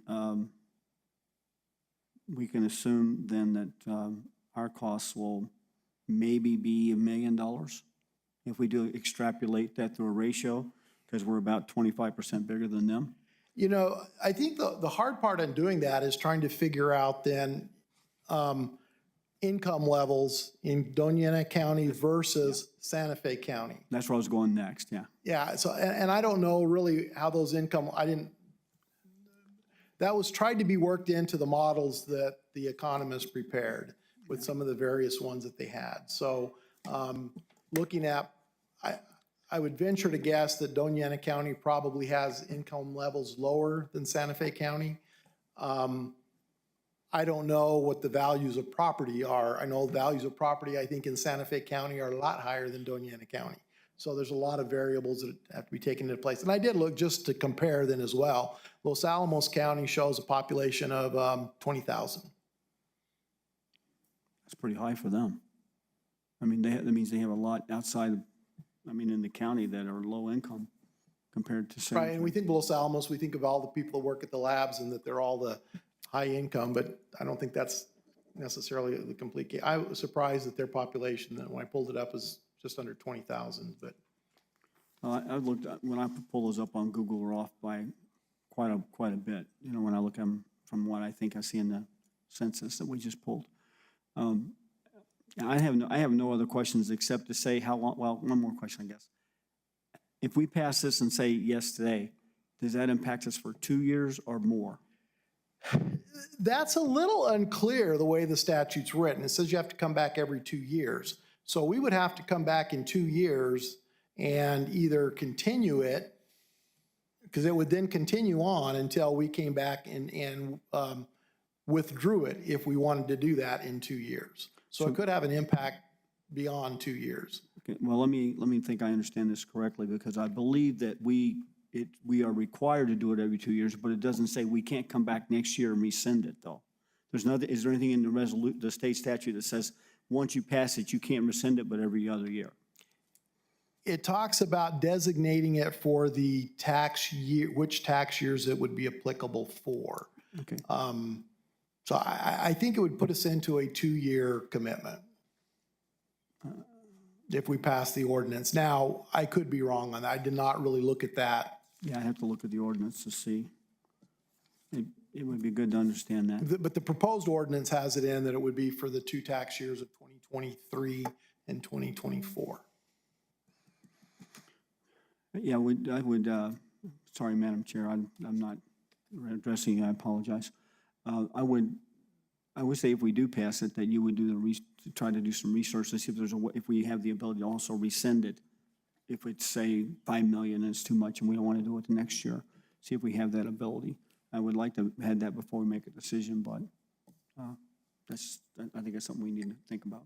Thank you, Madam Chair. Thank you, Commissioner Reynolds. And I'm just going to remind our treasurer here, we had a conversation because I had a constituent call me regarding auctioning of property. And when looking on certain parcels of property, the taxes owed, and I remember one in particular was only $800 on a parcel. And I was thinking to myself, how can someone not pay $800? And you just answered my question today. I mean, there's people that really need this rebate so that they can remain property owners and not have to leave probably a lifetime home or where their children grew up, or it was shocking to me in speaking to Eric. What was that, a couple of months ago, Eric? It was December. And the amount of tax owed on parcels, and the one I remember was in Chivatown, where I grew up. It was a parcel where maybe $500, $800 were owed, and they were going to lose their property.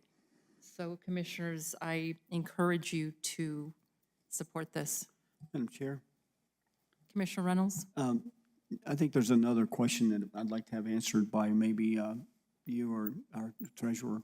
What is our current status on reserve? I'm going to have to defer that to the treasurer. I mean, is it like, it doesn't have to be everything. I mean, get kind of ballpark really close. Are we, I mean, last time I think we had this answer was like 130 million.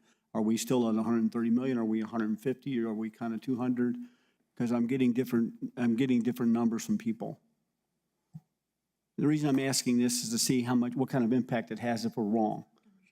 If we have enough money to absorb a loss of 7 million if we really had to. Madam Chairperson, Commissioners, I do not have the specific number on the reserves. However, I would caution that a lot of the money that we do have is ARPA related and due back to the government if we don't spend it by 2024. But a specific number I would refer to budget if anybody from budget was here as far as reserves and what kind of impact this would have on our budget. I think this, if I just may provide a couple comments on this rebate really is a budgetary question, is are we poised, are we in a position to be able to provide that 1.4 million or up to 7 million? Another thing that I will note on there is that those projections that is it TRD provided or DFA provided on that 1.4 million, those wouldn't be absolute. It could be double that. And the reason I say that is because this is a rebate through their income tax return This is not a refund to their property taxes. They still have to pay property taxes. We will still be collecting property taxes. If they do not pay property taxes and we're paying a rebate of $325 or $350 for this property, that's a double loss for us because we didn't collect it and we paid it out. So there is that loss that the county could take on from a budgetary standpoint that I would caution the commission to get more information as to what's our budgetary impact going to be. You do have a good question is where are we with reserves? Can we absorb this? I couldn't answer that specifically without referring to budget and looking at the numbers.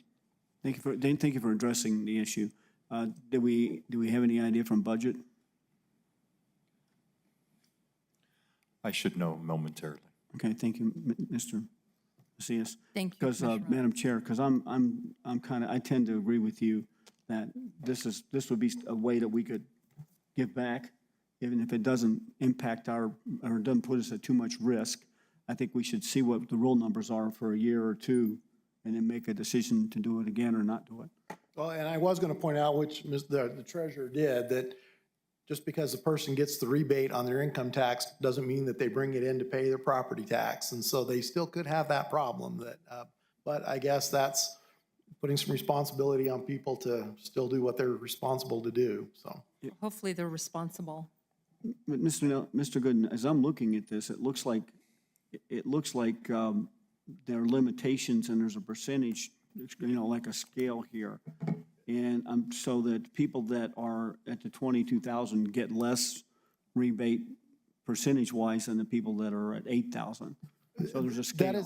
That is correct. So it is a sliding scale. So at 22 to 24,000, they can get 35% of their property tax liability refunded up to, I believe it's a maximum of $350. Well, I know several retired people that fit in here someplace. Okay, as a matter of fact, we have a tremendous amount of those right here in the city and I'm sure in the county. And this is household. This is household income and not individual income, correct? It would be the household income based upon what is on the property owner's income tax return. So it would be one of the items on their state income tax. They can then claim the rebate. Okay, so let's say that I'll give you an example. When we moved here, I only put my wife's name on the deed. So in that case, since hers was the only name on the deed, would it be her income that was considered and not mine?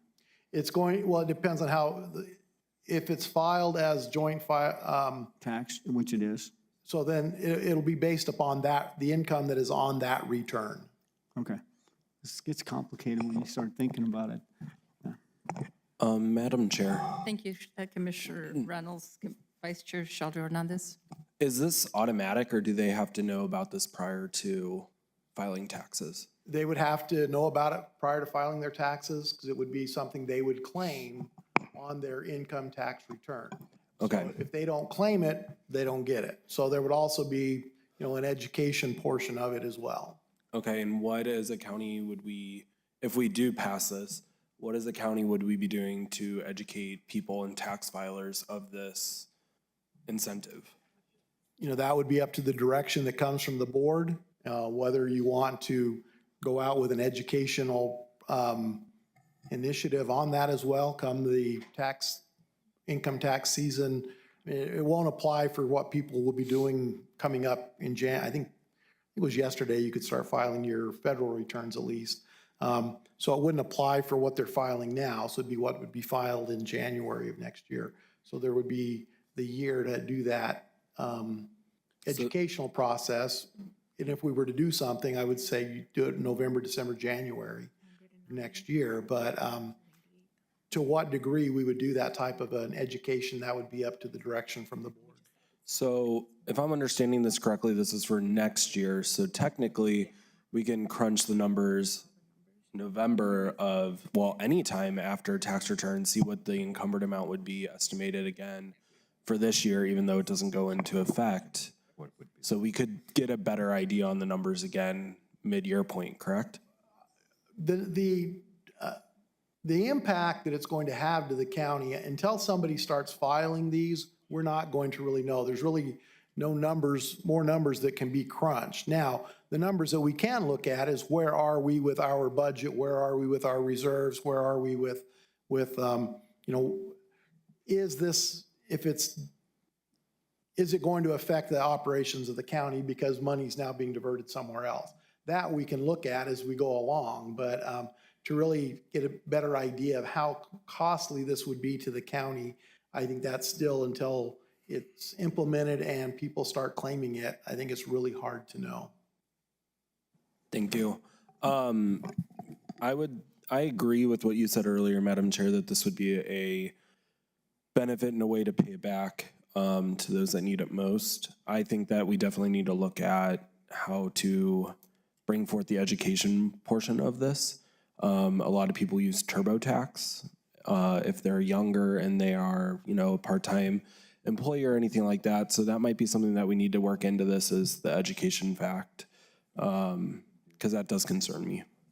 And I believe if you go into one of those tax softwares that has been approved by the state, and TurboTax, Free Tax, USA, Tax Act, they all have their state module, and it's all contained within those state forms for that particular year. So, I mean, most people go and look at it and it's like tax rebate, no, you don't qualify, or because, you're not one of the counties that has it, but it's typically within those forms that they would be filling out. Madam Chair. Mr. Macias. Madam Chair, let me give it just a little bit of historical perspective on this, because I actually was in the legislature when this was originally adopted, and I haven't been in the legislature for 22 years. This was a mechanism that was focused solely on Santa Fe. The property taxes there were exorbitant because of the value of the property. I can suggest to you that many people from, many legislators from around the state did not vote for this because of the potential loss in revenue, because the scenarios are very different than what they were in terms of concentrated in Santa Fe and people who had owned their homes and their property for generations were basically facing these incredible property taxes. That isn't the scenario in the majority of the state outside of the Albuquerque, Santa Fe region. This matter has come before commissions every 2 years for almost more than 20 years, certainly 20 to 26 years. It's never been adopted. It's never been, because it basically leads to the loss of revenue. I believe that Commissioner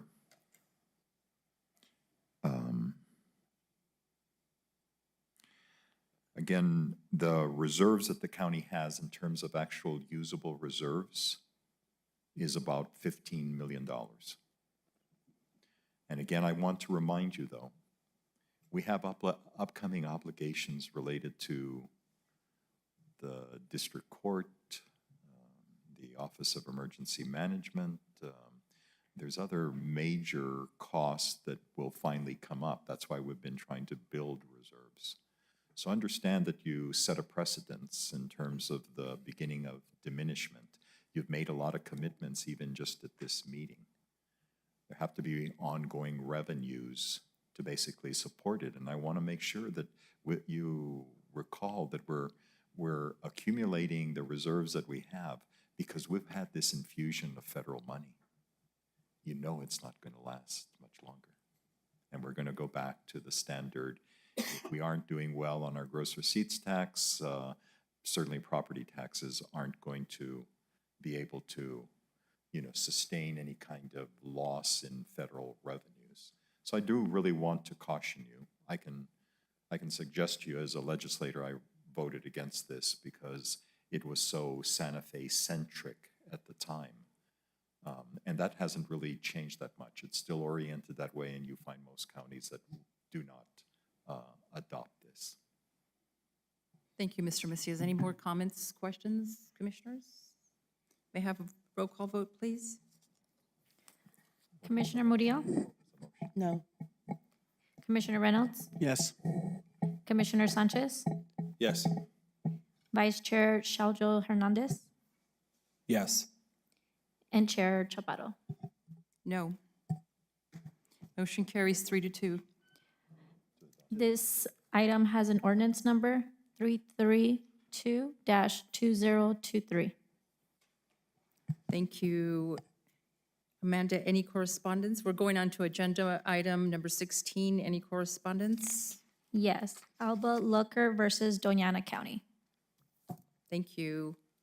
Anything else before we adjourn? We are adjourned at 1:30. Thank you.